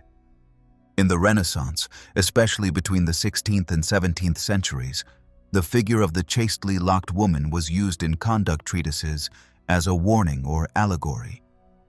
It was said that a wife should be like a fortress without doors, a tower without stairs. And to reinforce that image, symbolic objects began to be made. Display pieces often given as satirical gifts among nobles or used in plays to provoke scandal and laughter. Some even had inscriptions engraved like "closed by divine order" or "only opens for the rightful owner," reinforcing the idea that their function was more rhetorical than practical. However, this does not mean that the obsession with controlling a woman's body did not exist in the Middle Ages. On the contrary, that obsession was at the center of the culture. Female virginity was monitored before marriage with inspections, agreements, and rituals, and fidelity during marriage was demanded as part of the family and economic power structure. An unfaithful woman did not only break a moral rule, she compromised inheritances, lineages, and territorial pacts. That is why, even if the body was not locked with iron, it was enclosed by constant surveillance, by confinement spaces, by rules that prevented her from moving alone or talking to certain men. The body was fenced in, if not physically, then symbolically. In convents, this surveillance took even more extreme forms. Novices were instructed to avoid any impure thoughts, to keep their eyes lowered, voices soft, and hands always busy with manual work or prayer. And although chastity belts were not used, there were physical control methods, such as Silis belts or linen bands that tightened the body as a constant reminder of duty. Desire was the enemy. The body, a battlefield where an invisible war was fought between the divine and the carnal. Later, during the 19th century, with the rise of Victorian moralism, the figure of the chastity belt experienced a second life. Dozens of models were manufactured and actually used in medical and psychiatric contexts as mechanisms to repress autoeroticism. Women, and also men, admitted to mental institutions were forced to wear metal belts, gloves, devices with spikes or locks, with the argument of preventing masturbation, which many doctors of the time considered a cause of madness, blindness, or moral degeneration. This use is well documented, and although it does not belong to the Middle Ages, it fed the retrospective legend. If it was used then, how could it not have been used before? Museums of the 20th century, fascinated by medieval morbidity, began to exhibit these artifacts with dubious explanations. Some pieces that were actually products of the 19th century were labeled as medieval to increase their historical value or tourist appeal. The same happened with engravings and paintings depicting chained women, often with erotic aims disguised as archaeology. The result was a distorted but very powerful version of the past, a Middle Ages in which women walked with their genitals locked in steel cages under the paranoid gaze of jealous husbands or ruthless inquisitors. And although this image is full of anachronisms, what makes it truly disturbing is its ability to speak of a deeper truth. Because although chastity belts as such were probably not widely used, and some may never have been used at all, the idea they represent was present, alive, and operative for centuries. The idea that a woman's desire must be contained by force, that her body belonged to another, that her virtue could be measured by external surveillance. The metal may have been symbolic, but the prison was real. So when we think about the chastity belt, it is worth looking beyond the iron and the lock. What matters is not the object, but the need that invented it. The anxiety for control, the fear of female freedom, the inability to accept that the body cannot be owned without consequences. That fear shaped laws, religious practices, and social structures. And although the device was more myth than reality, its symbolic existence reveals a truth far more terrifying than any museum piece, that for centuries it was considered reasonable to lock desire behind a key, even if that meant slowly killing whoever was trapped inside. Public self-flagellation and dances of death. Imagine a medieval square, dusty and full of eyes. In the center, a group of men, barefoot, covered by tattered tunics that leave their backs exposed. They march in a line, slowly, with a rhythm that is neither that of war nor a procession, but of penance. Each one holds a leather whip, sometimes reinforced with iron points or bone knots, with which they rhythmically strike their backs until their skin breaks open. They do not shout or complain. They only walk, moan, and bleed, while the townspeople watch from the balconies, some with respect, others with horror, and some with a silence that seems to suspect that the scene seeks not so much redemption as punishment. Such were the flagellants, and their presence during the height of medieval crises transformed European cities into stages of shared pain and collective salvation. This movement of public self-flagellation was not a marginal phenomenon. During the 13th, 14th, and 15th centuries, groups of laypeople, that is, non-clergy, multiplied throughout Europe, practicing extreme rituals of penance with the body as the main focus. The most brutal and visible peak occurred during the Great Plagues, especially in the Black Death epidemic that between 1347 and 1350 wiped out more than a third of the European population. Faced with devastation, senseless death, absolute chaos, and fear of divine punishment, many began to believe that the only way to stop God's wrath was to show such a deep, radical, and visible contrition that heaven could not ignore it. The flagellants organized themselves into itinerant groups that marched from city to city. Men, women, and sometimes children, many of them dressed in white tunics, carried the cross at the front of the procession and advanced in silence until they stopped in a square or in front of a church. There, they formed a circle, knelt down, loudly prayed psalms, and synchronously began to whip their backs. They did so without pause, in cycles that could last more than half an hour, until the tunics were soaked with blood, the ground stained red, and some fainted. At the movement's most intense moments, flagellant processions gathered hundreds of people, and in certain regions of the Holy Roman Empire, records mention groups reaching 2,000 members marching together. At first, ecclesiastical authorities tolerated the phenomenon. Some saw it as a legitimate form of popular devotion. But soon the movement escaped all control.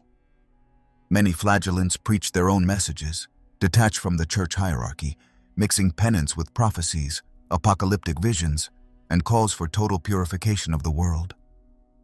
Some even declared that the Pope had lost God's favor, that salvation could no longer be found in temples, but in the lacerated flesh of the true faithful. With this rhetoric, the processions became more radical, more theatrical, more charged with tension. Scenes of self-inflicted blows until fainting, outbreaks of collective hysteria, deaths by hemorrhage or infection, and an exaltation of guilt so intense that it seemed to overflow the religious sphere into a mystical, almost feverish terrain began to arise. Pope Clement VI, alarmed by the expansion of the movement and its doctrinal deviations, formally condemned the flagellants in 1349. From then on, many were persecuted, dispersed, or punished by ecclesiastical authorities. But the fire had already been lit. The idea that bodily pain could cleanse the community's sins was too powerful to disappear. Even after official repression, small groups continued practicing these rituals clandestinely, and self-flagellation survived as a devotional gesture in certain monastic orders well into the 17th century. Parallel to these rituals of blood and penance, another equally enigmatic and deeply medieval phenomenon developed: the so-called dances of death. These allegorical representations, both visual and theatrical, arose as a symbolic way to confront the massive fear of death during epidemics and wars. Instead of denying death or trying to escape it, these works placed it center stage. Death as a character, as an active figure, as an inevitable force calling every human being, regardless of status, wealth, or faith. In the dances of death, death appeared represented as a skeleton dressed in torn tunics or with a rusty crown, shown dancing with different social figures: the king, the pope, the bishop, the merchant, the prostitute, the child, the soldier. The scene was always the same. Death arrived, took its partner by the hand, and dragged them in a funeral dance that ended with the victim's fall. The message was clear and brutal. No one escapes. We are all equal before the end. These dances were not just shows. They were visual sermons, dramatized moral lessons, and sometimes true street plays performed in squares before an audience both terrified and fascinated at the same time. The rise of these representations coincided with the darkest moments of the 14th century. The Black Death, endless wars, famines, and recurring outbreaks of violence led to a kind of cultural obsession with death. It was painted in frescoes, sculpted on capitals, represented in illuminated manuscripts. Some churches even hired artists to decorate their walls with murals of dances of death, not as decoration, but as a constant reminder that life was fragile and that true hope was found in preparing the soul. Death became a daily companion, and dancing with it was, in some way, reconciling with the inevitable. The most interesting thing about these manifestations, both self-flagellation and dances, is that they did not arise from power or dogma. They were popular expressions, born from below, driven by fear, pain, and the need to find meaning amid chaos. They were not exactly heresies, but they were forms of religiosity that overflowed official structures. The people wanted to feel that they could do something against divine punishment. And if prayer was not enough, then the body had to become altar, canvas, instrument of redemption. And if the end of the world seemed near, then it was better to face death directly, even dancing with it, than to hide behind the doors of routine. There is something profoundly human in these scenes, as extreme as they may seem. The desire to be seen by God, the urge to cleanse the soul with the body as broom, the need to find choreography in disaster. Because if we were all going to die, then let death find us doing something, bleeding for our sins or dancing to mock it. That was, at heart, the medieval logic.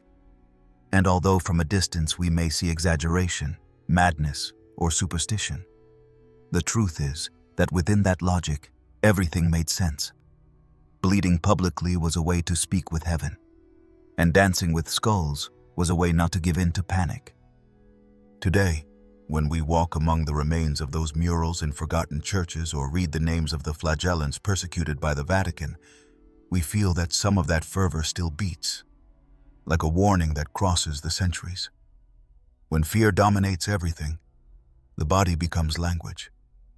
And sometimes, despair finds its voice among lashes and spectral choreographies, not to surrender, but to resist, even on the thresholds of the abyss.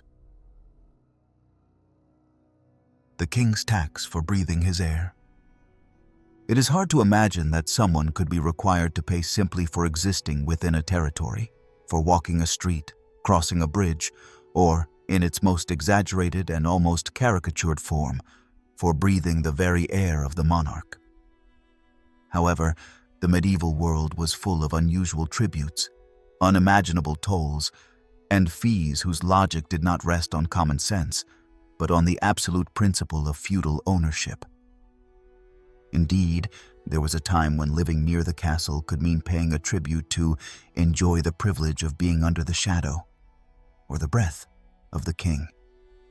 And although the famous tax for breathing the king's air might sound today like a mocking hyperbole, its origin lies in a real legal structure, as absurd as it was relentless. To understand how such a fiscal logic arose, one must grasp the legal worldview of feudalism. In that system, the territory did not belong to the people who inhabited it, but to the lord who administered it. The king at the top of that pyramid was not merely a symbolic figure or a political administrator. He was the legal owner of the land, its rivers, its trees, its roads, its stones, and by an unquestioned consequence, the air breathed in his name. Anyone who lived, worked, traded, or moved through those spaces had to contribute, in some way, to maintaining the feudal order. That contribution was not optional. Over time, it became a form of fiscal servitude. One of the most widespread tributes that gave rise to this concept was the Servicium Aeris Regii, literally, service for the royal air, documented in certain areas of the Holy Roman Empire and regions of northern France, where proximity to the king's domains translated into specific fees, sometimes collected annually, sometimes linked to the use of the physical environment. This tribute did not mean that a collector counted how many times a person breathed, of course, but it did establish that certain inhabitants had to pay a tax just for residing within the symbolic radius of the monarch's influence. It was a way of reminding them that they were not there by their own right, but by the sovereign's tolerance. The absurdity reached almost theatrical levels in the cities surrounding royal castles. Living inside the perimeter considered royal implied, for example, paying a market entrance fee, a tribute for every lit chimney, since the smoke rose into the king's air, or even a contribution to keep a fountain running, as that water also belonged to the royal domain. In some extreme cases, documented in 14th century French archives, families had to pay a tax for having windows open facing the castle square, on the grounds that they were enjoying the visual privilege of the sacred space. Air, light, and view were privileges, not rights. The poorest peasants, who lived on the edges of these cities or in satellite villages, often did not fully understand why their rents increased year after year, but they knew the reason was always the same. The lord, or the king, had decided that their presence had a cost, and if any citizen dared to question the legitimacy of these fees, the response was final. If they did not like it, they could leave. But even that had a price, because leaving the royal domain without permission could mean losing all possessions and, in some cases, being considered a fugitive. This system of abstract taxes was not only applied to air or geographic proximity. There were also tributes for using the king's forest, even just to collect fallen firewood, for using the king's roads, even without carrying goods, and for livestock passing through, whose flatulence, according to some mocking statutes of the time, were also emissions within the sacred domain. It was not a joke. It was power taken to its maximum expression, where nature became property, and every use had to be compensated.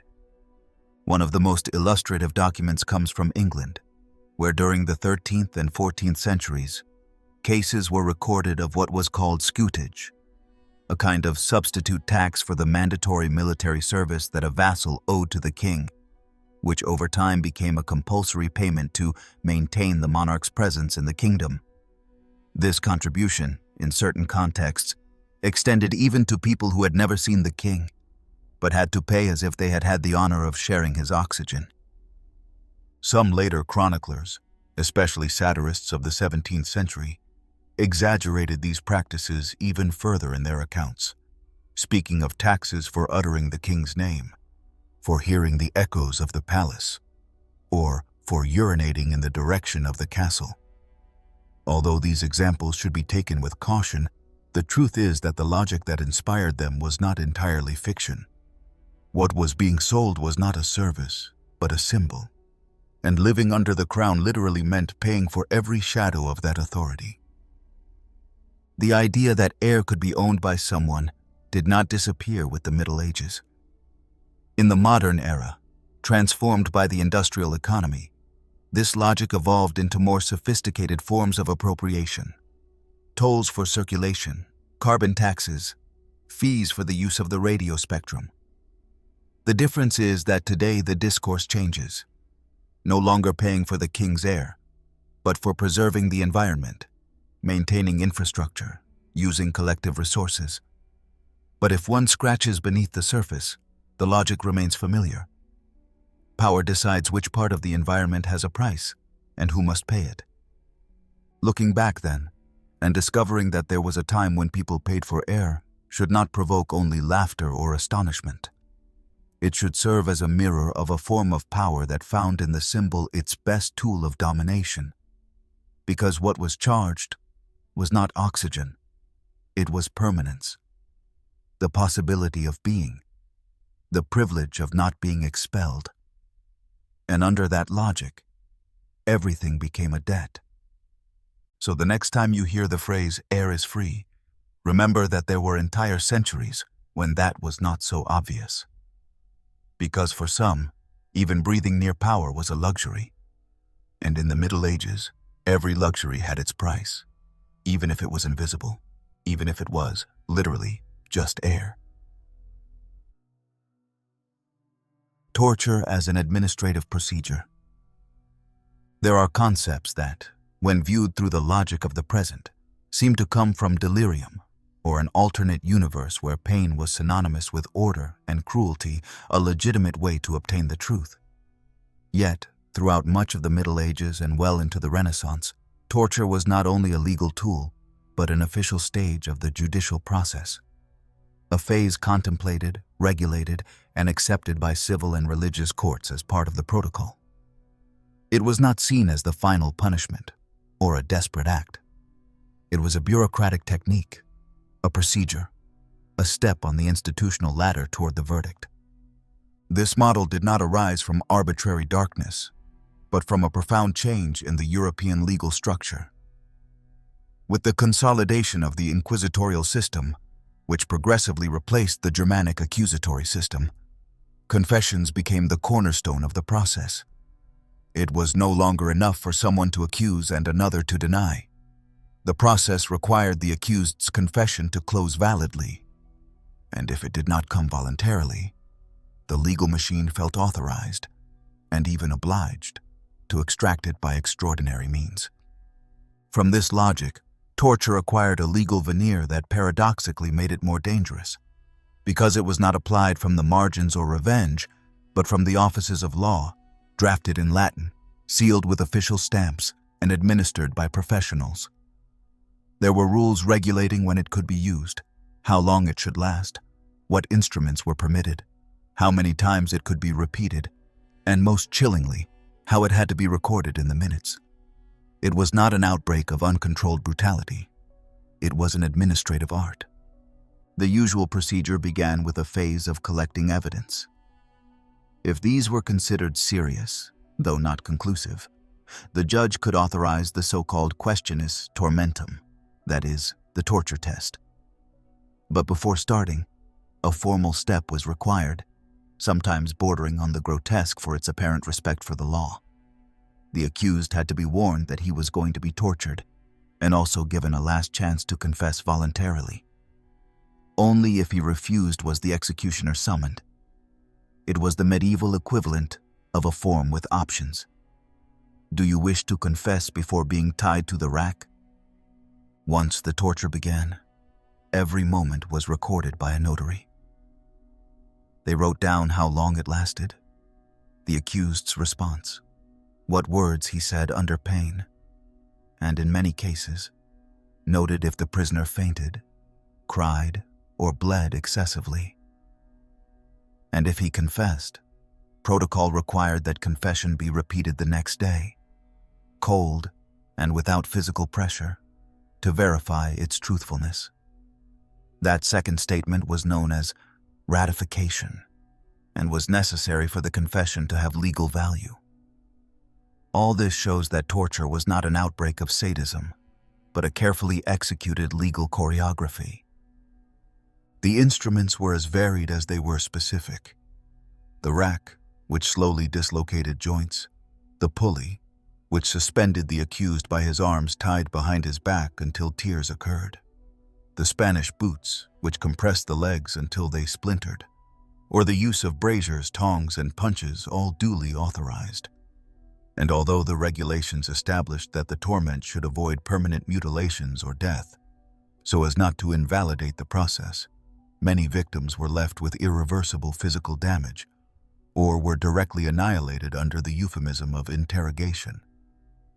A famous example of the systematic use of torture as an administrative procedure is found in the inquisitorial trials. In the Holy Office courts, especially in Spain and Italy, strict rules were followed to avoid abuse, at least in theory. Not just anyone could be tortured. There had to be founded evidence of heresy, and the court had to vote by majority on the need for torment.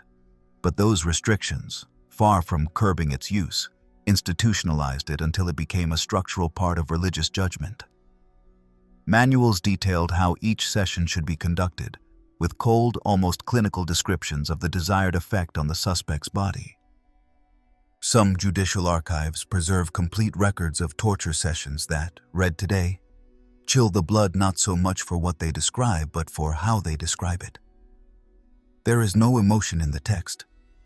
Only phrases like, "The prisoner screamed 3 times, then confessed to dealings with the devil," or "The rack was applied for 7 wheel turns. It was interrupted upon observing loss of consciousness." That lack of dramatization is not accidental. It reveals how much pain had been absorbed by the language of law. It was part of the procedure, and as such, it should not be narrated with passion, but with precision. This model was not exclusive to the Church. The same happened in civil courts. In Italian city-states, French and German courts, and Iberian kingdoms, torture was the intermediate step between suspicion and condemnation. Sometimes even between suspicion and acquittal. Because, in a perverse paradox, one could be innocent, but if the process required it, one still had to undergo torment. And if the accused died under pain, it was common for the trial to close with the phrase, "God has judged," as if the death of the body certified the soul's cleansing. The most terrifying aspect of this logic is not only the physical violence, but its moral justification. It was claimed that pain purified, that truth was born from suffering, that lying under torture was almost impossible. Although today we know with empirical certainty that torture does not produce truth but submission. At the time, the opposite was believed, that the body could not sustain a lie when the soul was shaken by pain. Hence the effort to see it not as punishment but as illumination. Pain became a divine test, and the executioner, instead of a criminal, was an intermediary between earthly justice and eternal judgment. Some jurists tried to resist. There were isolated voices, especially in the 16th and 17th centuries, who denounced the dangers of relying on confessions extracted under torment. But their criticisms were seen as naive, or even heretical. The machinery was too large, too entrenched, too comfortable for those in power. Because torture, as a procedure, served not only to obtain information, but to consolidate power. Whoever controls pain controls fear, and whoever controls fear controls discourse. It was only with the Enlightenment in the 18th century that this logic began to crumble. Philosophers like Cesare Beccaria and other humanist thinkers questioned the efficacy, morality, and legality of torture. And although the practice did not disappear immediately, because it never does, it at least began to lose its status as an official tool. Pain ceased to be a valid signature, and the silence of the accused, once suspect, gradually became a right. Looking back and discovering that torture was an administrative procedure is to glimpse an era where truth was written in blood, and justice archives were also chronicles of torment. It was not about monsters hidden in dark basements, but judges in robes, notaries with pens, men who believed they were doing justice while ripping screams from other bodies.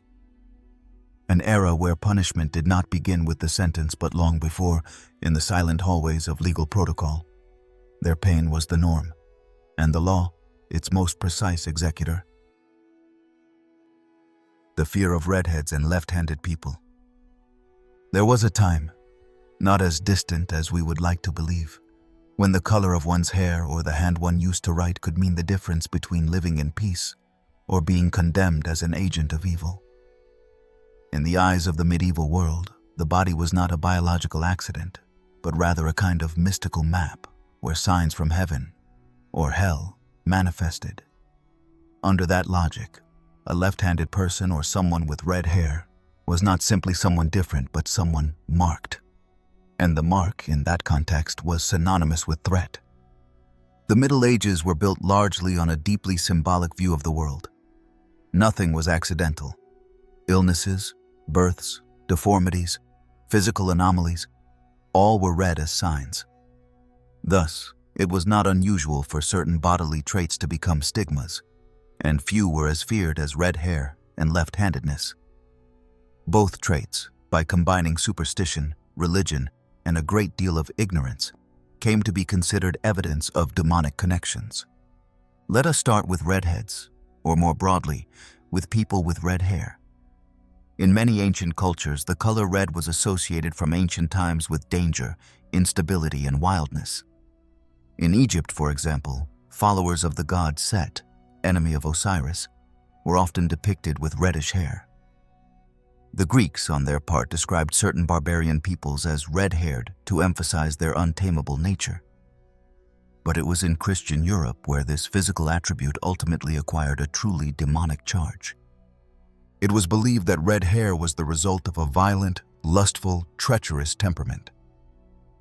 Judas Iscariot, the apostle who betrayed Jesus, began to be portrayed with a reddish mane, and that iconographic gesture, multiplied in manuscripts and religious paintings, sealed a stigma that would last for centuries.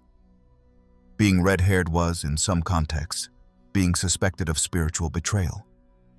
The Inquisition, in certain parts of Europe, considered it one of the traits that could point to a witch or heretic. It was not definitive proof, of course, but it was an indication. And indications, in times of fear, were enough to light the pyre. The prejudice reached grotesque levels in some villages in northern France, Germany, and Scotland, where the birth of a red-haired girl could be seen as a family curse. These girls were assigned marginal tasks, kept away from the church, watched during puberty, and in some cases, forced to cover their hair with dark cloths so as not to provoke with their infernal hue. The idea that the fire of hell burned in their hair was not a metaphor. It was literally believed that the redness of their hair reflected closeness to the devil. If this was compounded by the person being left-handed, the situation worsened. Being left-handed was, for centuries, an almost irreversible mark of abnormality. The language itself betrays this association. Right-handed derives from the Latin dexter, which also means skillful, correct, just, while sinister, coming from sinister, became synonymous with ominous, dark, perverse. This is no coincidence. From canon law to popular superstitions, the left hand was seen as a tool of evil, as a channel through which the devil manifested in the body. In Christian liturgy, all sacred actions were performed with the right hand, making the sign of the cross, blessing, offering the bread. Left-handed people who insisted on writing or eating with the wrong hand were forcibly corrected, sometimes with physical punishments, bindings, or harsh re-education. Religious schools in the 14th century used techniques that today would be considered torture to force children to use their right hand. And if an adult continued using the left, their reputation was marked by suspicion. What kind of soul could inhabit a body that did not obey divine rules even in its simplest gestures? When both characteristics, red hair and left-handedness, were combined, the result was devastating. In certain inquisitorial processes, these signs were enough to start an investigation, especially if the accused was a woman. The figure of the red-headed, left-handed solitary witch with a defiant gaze became crystallized in the European imagination as the archetype of female transgression. It was not necessary for her to practice magic or own grimoires. It was enough that she was different in physical appearance, gestures, or nature. And difference, for a culture obsessed with order, was a form of threat. These were not inventions of isolated fanatics. Some theological treatises of the 15th century explicitly mention red-haired women as predisposed to carnal deception. And in notarial documents preserved in the Alpine regions, there are records of women labeled as red-haired, followed by physical descriptions and moral evaluations. The medical science of the time, influenced by Galen's humors and astrology, collaborated with this persecution by declaring that redheads had an excess of yellow bile, making them impulsive, quick-tempered, and therefore more prone to sin. Biology mixed with theology in a sinister dance of legitimized discrimination. Left-handed people, on the other hand, suffered a different kind of invisibilization. They were not as easily burned for witchcraft, but they were forced to repress their nature. In many convents and scribes' guilds, using the left hand was grounds for expulsion. In certain legal rituals, such as court oaths or taking religious vows, using the wrong hand was seen as a sign of falsehood. In everyday life, doors opened for right-handed people. Tools were forged for right-handed people. Desks and chairs were designed for right-handed people. Being left-handed was living in a hostile architecture, in a society designed for your body to always be an obstacle. Meanwhile, prejudices were passed down as unquestionable knowledge. Mothers warned their daughters not to trust red-haired women. Priests preached sermons from the pulpit associating the hand of the devil with disobedience. Popular tales spoke of left-handed children who were possessed, or witches with fire on their heads. This is how fear is built. Not through immediate punishment, but through repetition. It becomes tradition. And tradition, in many cases, is nothing more than fear that has forgotten its origin. Over time, these prejudices began to fade, but their echo continued to resonate for centuries. Even in the 19th century, there were still child-rearing manuals warning against the use of the left hand. And in European courts, being red-haired remained a rarity observed with suspicion, sometimes with mockery, other times with admiration tinged with discomfort. Fashion could change, but the stigma still beat beneath the social skin. Today we look back with disbelief and find it grotesque to think that a hair color or a manual preference could trigger punishments, marginalization, or accusations of witchcraft. But in doing so, we forget that societies do not always punish what is evident. Many times they punish the symbolic, what represents a threat to the established order, even if that threat exists only in the collective imagination. In the Middle Ages, difference was suspicion, and suspicion, many times, was a sentence. Thus, between the fire of the hair and the sinister nature of the hand, thousands of people carried a burden unrelated to their actions, but connected to their very existence. And the judgment, although never formally declared, was always the same. If the body does not fit the mold, something dark must dwell within it. The body, seen as a reflection of the soul, ended up being the first and last proof. And in that defenseless judgment, any gesture could be read as a pact with the forbidden, even writing with the wrong hand, even being born with the wrong color. The forbidden bathing. It is hard to imagine from the comfort of the present, where daily washing is part of the most basic routine, almost as automatic as breathing. But there was a time, and it was neither brief nor marginal, when bodily cleanliness aroused suspicion, discomfort, and even accusations of vanity, perversion, or witchcraft. Bathing, in certain contexts of medieval Europe, could be seen as a morally questionable, even dangerous act.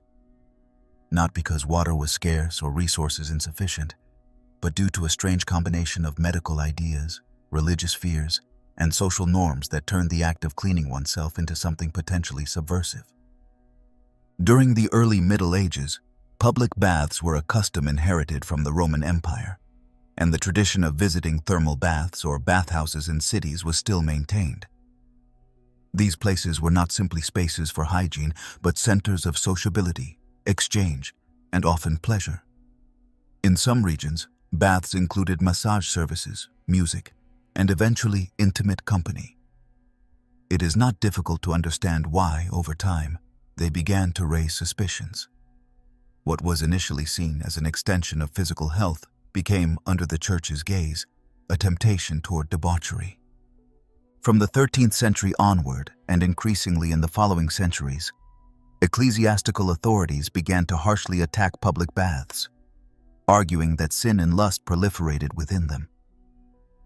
But the strongest blow did not come solely from the pulpit. Medicine of the time also started associating water with risk, especially with the idea that bathing opened the pores and weakened the body's natural resistance to disease. Instead of protecting, water became a vector of vulnerability. Paradoxically, a clean body was a more exposed body. This belief did not arise out of nowhere.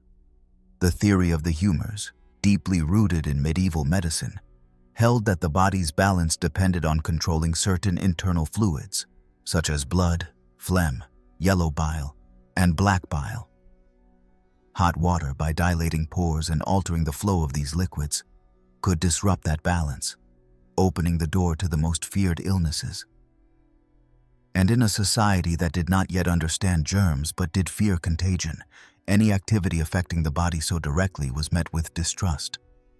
When the Black Death ravaged Europe in the 14th century, killing millions, fear became the norm. And with it came a wave of prohibitions, warnings, and superstitions. Many doctors recommended avoiding baths during epidemics, arguing that water, by softening the skin, facilitated the entry of corrupt airs, or miasmas, which were considered responsible for diseases. Washing, especially with hot water, became a kind of invitation to death. In that context, dirt shifted from a sign of neglect to a symbol of prudence. What is most unsettling is that society not only accepted this logic, but reinforced it with moralism. A person who smelled good, who had smooth skin or clean nails, was considered suspicious. Why so much care? What did they want to hide? What kind of vanity fueled their grooming? In small villages, especially in rural areas, showing an unusual level of cleanliness could attract mockery, accusations, or isolation. It was not just about hygiene. It was a matter of belonging. Body odor, in a certain sense, was a guarantee of humility and conformity. This does not mean that all of Europe was covered in filth for centuries, but rather that the habit of regular bathing was progressively abandoned, especially among the lower classes. The elites, for their part, adopted partial hygiene routines, washing their face, hands, and feet with damp cloths, using perfumes or aromatic vinegars, changing clothes frequently, and avoiding full baths except in special cases. Even court physicians advised bathing only as a last resort, and when done, it was recommended to be brief, lukewarm, and without excessive friction.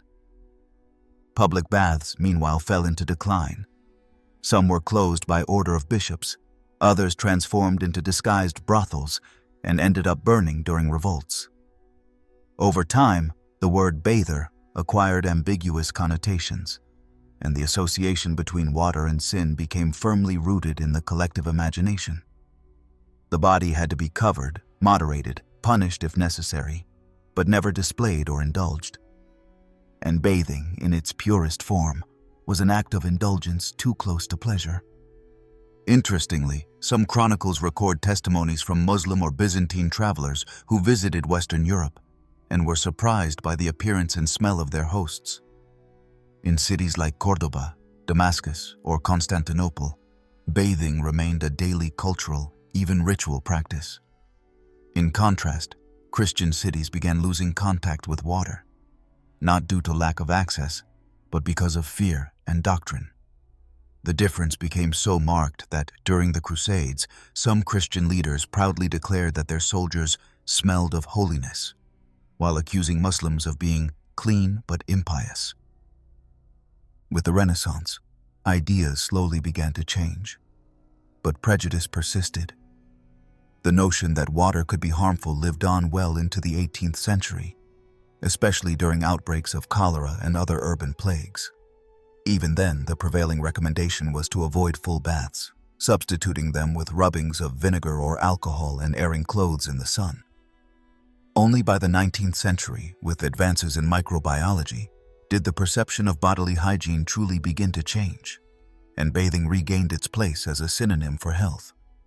Looking back and seeing that there was a time when bathing aroused suspicion, that cleanliness was associated with vice, and that the body had to be kept in a near-ritual state of dirtiness, is a reminder of how deeply ideas can radically shape everyday life. Because hygiene, which today is learned in childhood and practiced without thought, was for centuries a battleground between reason, superstition, and authority. And perhaps the most unsettling thing is not that bathing was abandoned, but that it was done with conviction. That millions of people accepted living covered in layers of dust, grease, and secretions, convinced that this way they were safe, that this pleased God more, that this better protected them from invisible evils. Dirt became a virtue, and water, suspicion. Today we bathe almost without thinking, but for centuries, doing so required courage, and in many places also silence. Because if someone noticed you smelled too good, questions could begin. And in the Middle Ages, questions were dangerous, especially if you smelled like soap. The mandatory silence of widows. In the long shadows of the medieval centuries, where the fate of people seemed shaped more by divine will than by their own choices, there existed a figure walking on the edge of the visible and the forbidden. The widow. Not the matriarch, not the heiress, not the empowered woman that some modern stories might imagine. We speak of something else, of a woman wrapped in mourning, deprived not only of her husband, but of voice, presence, and recognized dignity. The imposed silence on widows was one of the most absurd, cruel, and persistent practices of the medieval world. And it was so not for being brutal, but because it was carefully disguised under the mask of morality, modesty, and tradition. To understand this phenomenon, one must go beyond the natural sorrow that follows a loss. What was expected of a widow in the Middle Ages was not sincere mourning, nor the rebuilding of her life.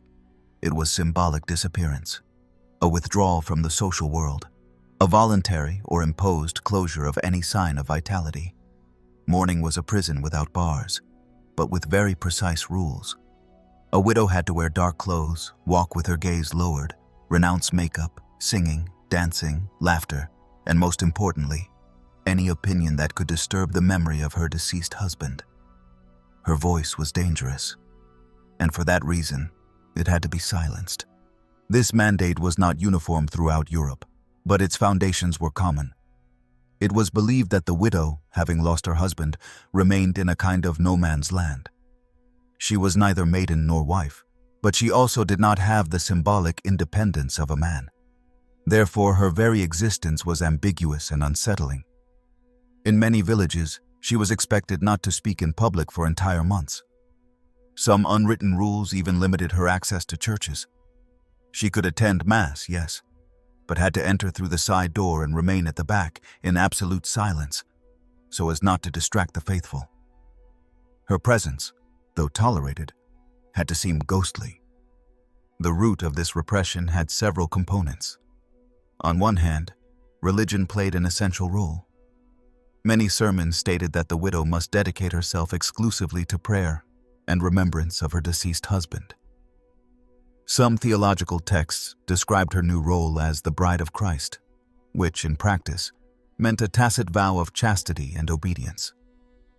Laughing or speaking aloud were seen as acts of betrayal toward the deceased, signs that his memory had been forgotten or worse, replaced by new desires. Silence, then, was a form of post-mortem fidelity. But there was something even more perverse: the fear that widows aroused. A woman alone, without husband or father to control her, was a potentially subversive figure. She could claim inheritances, manage property, make decisions, speak of what she knew, which was often much, or even fall in love with whoever she wished. That freedom disturbed the guardians of medieval order, accustomed to seeing women as part of a chain of dependencies, from father to husband, from husband to son. The widow broke that cycle, and silence was the symbolic chain meant to bring her back into the fold. In many regions, specific rules were established to contain this supposed threat.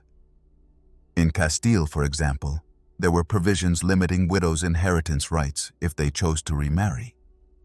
In some areas of the Holy Roman Empire, widows had to observe an official mourning period, which could last up to 2 years, before gaining the freedom to marry again. And during that time, they could not participate in community meetings, speak in village assemblies, or sign contracts without the approval of a male guardian. They were, in all effects, adults considered minors. The most disturbing aspect was that these rules were not presented as punishments, but as protection. It was said widows were fragile, that their spirit was disturbed by grief, that they were incapable of making rational decisions. A pious narrative was constructed in which silence was a form of consolation, an opportunity to heal. But what was silenced was not the crying, it was the opinion. And what was protected was not the widow, but a society incapable of tolerating her autonomy. In some cases, the repression of widows' speech reached extreme levels. There are documented examples where widows were publicly punished for excessive loquacity, a euphemism meaning they spoke without permission. In certain Italian communities, if a widow was too sociable, she was accused of having impure intentions and could be excluded from religious events. In ecclesiastical courts, if a widow testified and her testimony contradicted a man's, her word was automatically dismissed. And if she insisted, she could be admonished or even excommunicated. Sometimes silence was not imposed by law, but by social pressure. Other women in the village avoided widows who spoke too much. Men looked at them with distrust. Their homes were marginalized from daily social circuits. It was the price for refusing the assigned role. A widow who refused to become invisible became an uncomfortable mirror. And the community, faced with that reflection, preferred to break the glass rather than accept the image. Not all accepted that fate without struggle. Some, especially those who had been wives of nobles or merchants, used their new status to claim space. Widows who defended their lands, negotiated with bishops, founded convents, and even drafted wills with unusual conditions. But these cases, though documented, were exceptions. Most, driven by necessity or fear, withdrew. They learned to be silent, to look at the ground, to reduce themselves to their black habits and rosaries, to live, as it was said then, with closed lips and a watchful heart. Over time, customs changed. The modern age brought new legal possibilities for widows, and some kingdoms began to recognize their rights to property, participation, and even remarriage without penalty. But the custom of silence persisted like an echo. Even in the 19th century, many European widows had to observe strict mourning for years, avoiding dances, laughing in public, or speaking of love. Time did not completely erase suspicion, and freedom took centuries to peek through the window. Today, in the 21st century, the figure of the widow has regained her humanity. But understanding that past when it was expected she die socially alongside her husband is essential to grasp how deeply history has conditioned women's voices. Because it was not a chosen silence. It was a mandate disguised as respect. And like many mandates throughout history, it had a single goal: to prevent anyone from speaking too loudly in a world that preferred not to listen. Decapitating hunger, punishing the poor for stealing bread. There was a time in Europe when the act of stealing a loaf of bread, that basic, dry, and ordinary food, could be punished by hanging. We are not talking about elaborate crimes or thefts committed with violence or deceit, but something much more fundamental and tragic. People driven by hunger who took a piece of bread to survive, and paid with their lives. Punishing the poor for trying not to starve was not an exception. It was an unspoken rule, a cruel mark of how medieval social structures operated. During the Middle Ages, bread was much more than food. It was a symbol of sustenance, divine blessing, and in many cases, the only accessible meal for the lower classes. In entire regions, peasant classes lived exclusively on bread, water, occasional legumes, and, if luck favored them, a bit of fat or cheese once a month. Bread was literally the boundary between carrying on or collapsing dead in the roadside ditch. That is why those who stole bread did not do so out of greed. They did it to avoid death. But medieval law recognized no nuances. It only saw two things: property and transgression. And within that framework, the poor who stole were not victims, they were criminals. The severity with which petty thefts were punished has deep roots. The feudal system was based on a hierarchy so rigid that the mere idea of a serf rising against authority, even out of necessity, was seen as a threat to divine order. The lands, crops, livestock, and even ovens belonged to the lords, the clergy, or guild corporations. The bread coming out of those structures was sacred property, and touching it without permission was interpreted as an act of rebellion against the established order, regardless of the desperation behind it. There are records, especially in England and France, of sentences issued against children as young as 7 or 8 for stealing food. The process was swift and brutal. The child was dragged through the streets, branded with a hot iron or publicly whipped, and in the most serious cases, such as repeat offenses, could end up on the gallows. The same fate awaited widowed women, wandering beggars, and the sick without family.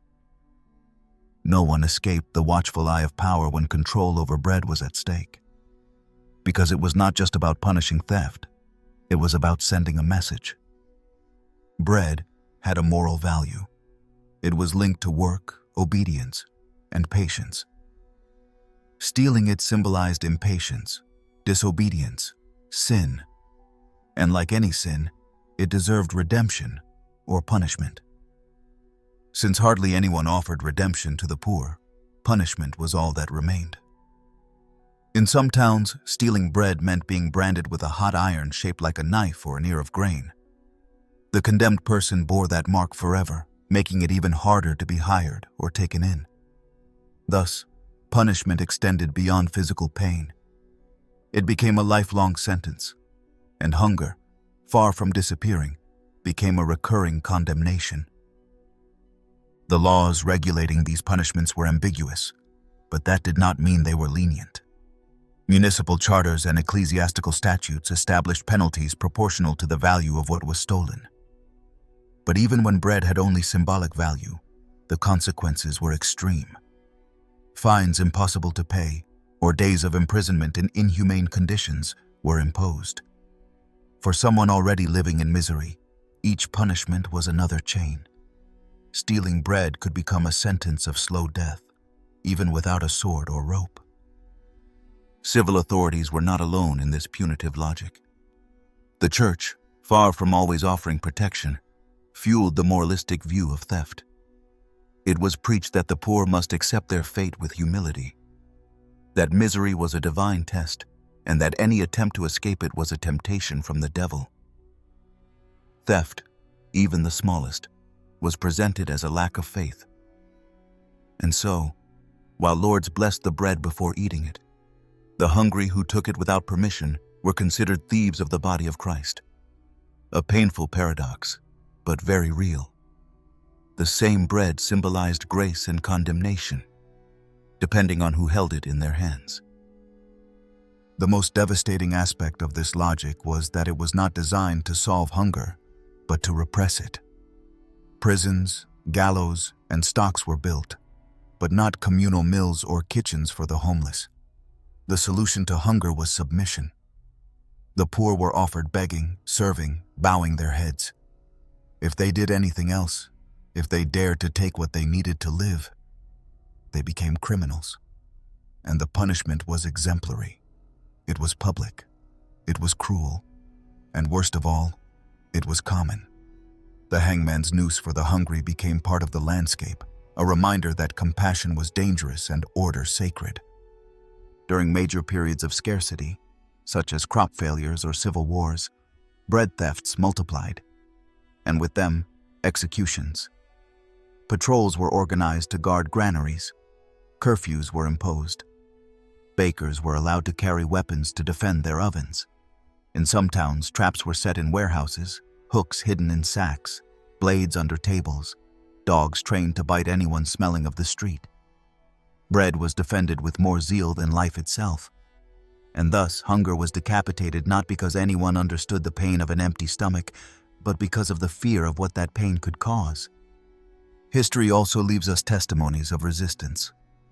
In certain villages, some women hid beggars in their homes, secretly gave them crumbs, distributed old bread among children wandering markets. These small, dangerous, and clandestine acts were the first gestures of concrete solidarity, and they were punished too. Because helping a thief, even if all they had stolen was a hard loaf, was considered complicity in crime. In some cases, these people were even accused of promoting heresy, because in a world governed by fear and hunger, charity without permission was subversive. Today, it seems unthinkable that someone was beheaded, hanged, or whipped for stealing bread. But it was not an isolated mistake or a one-time excess. It was a sustained policy, a power structure that needed to show that property mattered more than hunger, that social peace was maintained, even at the cost of the weakest lives, and that ultimately, it did not matter how many were hungry. What mattered was that none dared to raise their hand.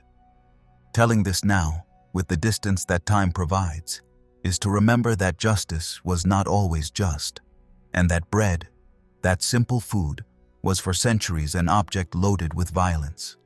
Not because of what it was, but because of what it represented. The boundary between hunger and death, and also between law and humanity. A line that, too many times, was crossed with a rope in hand. Blood pacts with the devil, confessions torn from children. In the dark judicial theater of medieval Europe, where justice seemed more interested in confirming its fears than uncovering the truth, there is one particularly chilling scene that still shakes us with its brutality, disguised as religious fervor. The interrogations of children accused of making pacts with the devil. Not because of what they said, but because of what they were forced to say. Behind every child's confession of night flights, witches' gatherings, and blood signatures, there was no real witchcraft, only desperate adults manufacturing invisible enemies to reaffirm control over a society slipping from their grasp. The witch hunts were a prolonged, complex tragedy full of absurdities.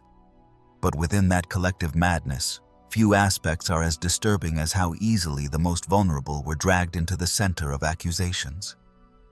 Children were, in theory, symbols of purity. But it was enough for one child to utter words out of place, have strange dreams, or show rebellion for the machinery of fear to start turning.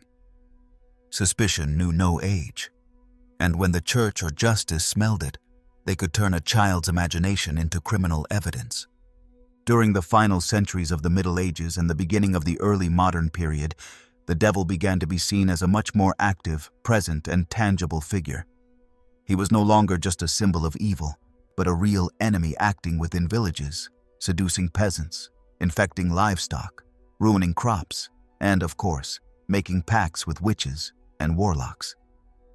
But what is most striking is that this panic was not projected solely onto lonely old women or troublesome healers. Often, it was directed at children, especially those who talked to themselves, claimed to have seen things, or were children of women already accused of witchcraft. The mechanism was always similar. A community would become uneasy over an unexplained misfortune, an off-season storm, a sudden illness, a failed childbirth. The search for culprits began with whispers, advanced with anonymous accusations, and ended with arrests. If among the accused was a mother, her children were automatically marked, not for what they had done, but for what they might say. They were interrogated without protection, isolated, and then offered the promise of salvation in exchange for a confession. But for a child in the hands of inquisitors, that meant repeating what they wanted to hear. The pact with the devil became the preferred script of this nightmare.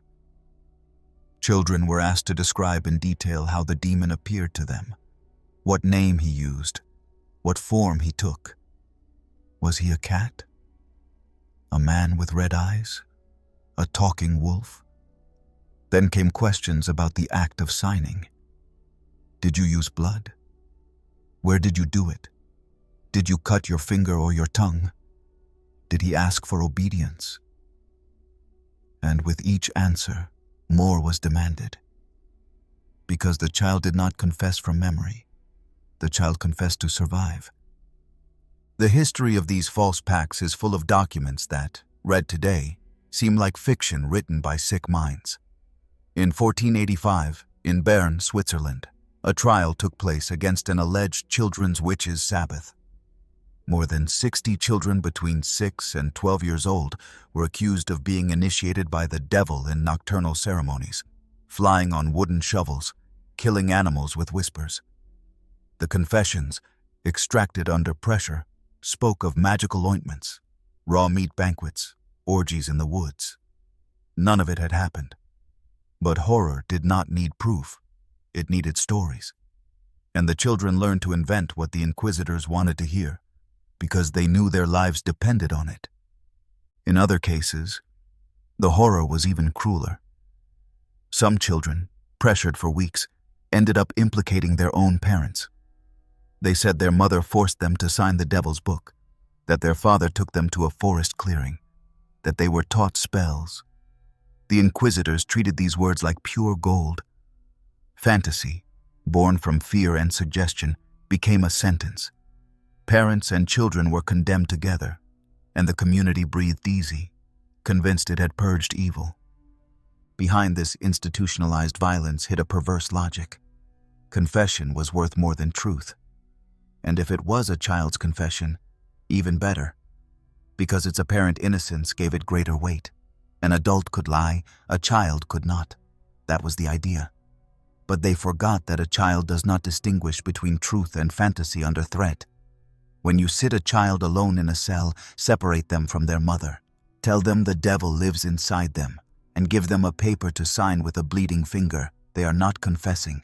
They are begging to be allowed to live. One of the most sinister aspects of these accusations was that once a child spoke, their entire environment became contaminated. Authorities wanted more. Who else participated? Which children did you see there? Who took you for the first time? The lists grew. From one child confessing, there would be a dozen. Then mothers, neighbors, teachers. The result was an endless web of suspicions fabricated from the fear of a minor. And no one dared to question the process, because to do so was to question faith, ecclesiastical authority, the entire system. In some places, such as Scotland or Bavaria, blood pacts attributed to children were used to justify exemplary punishments against entire communities. Houses were burned, whole families exiled, wells sealed, cults banned. And it all started with a confession written with trembling hands, repeated through tears, or dictated under threat. It was not an isolated or occasional phenomenon. It was systematic. And at the center of it all were creatures who still could not read, forced to invent how they had signed a pact with the devil himself. The most terrifying thing is that, in many cases, the children's confessions were preserved in official documents. Signed, sealed, archived. Read today. They reveal not a fight against evil, but a demonstration of how a society can torture its own innocence to justify its fears. Because the figure of the possessed child, the witch child, was more useful than dangerous. It kept panic alive, renewed the hunts, reinforced power. Meanwhile, the little ones who survived remained marked forever. Eternal suspects, bearers of a past that was not theirs. Over the centuries, laws began to change. Child torture was limited, witchcraft accusations lost weight, and reason gained ground. But the mark left by those processes remains alive, because they taught an entire society that fear could be born in any body, even the smallest, and that when a community decides it needs culprits, it finds them, even if it has to fabricate its stories with the blood of a child. Public punishments with macabre humor.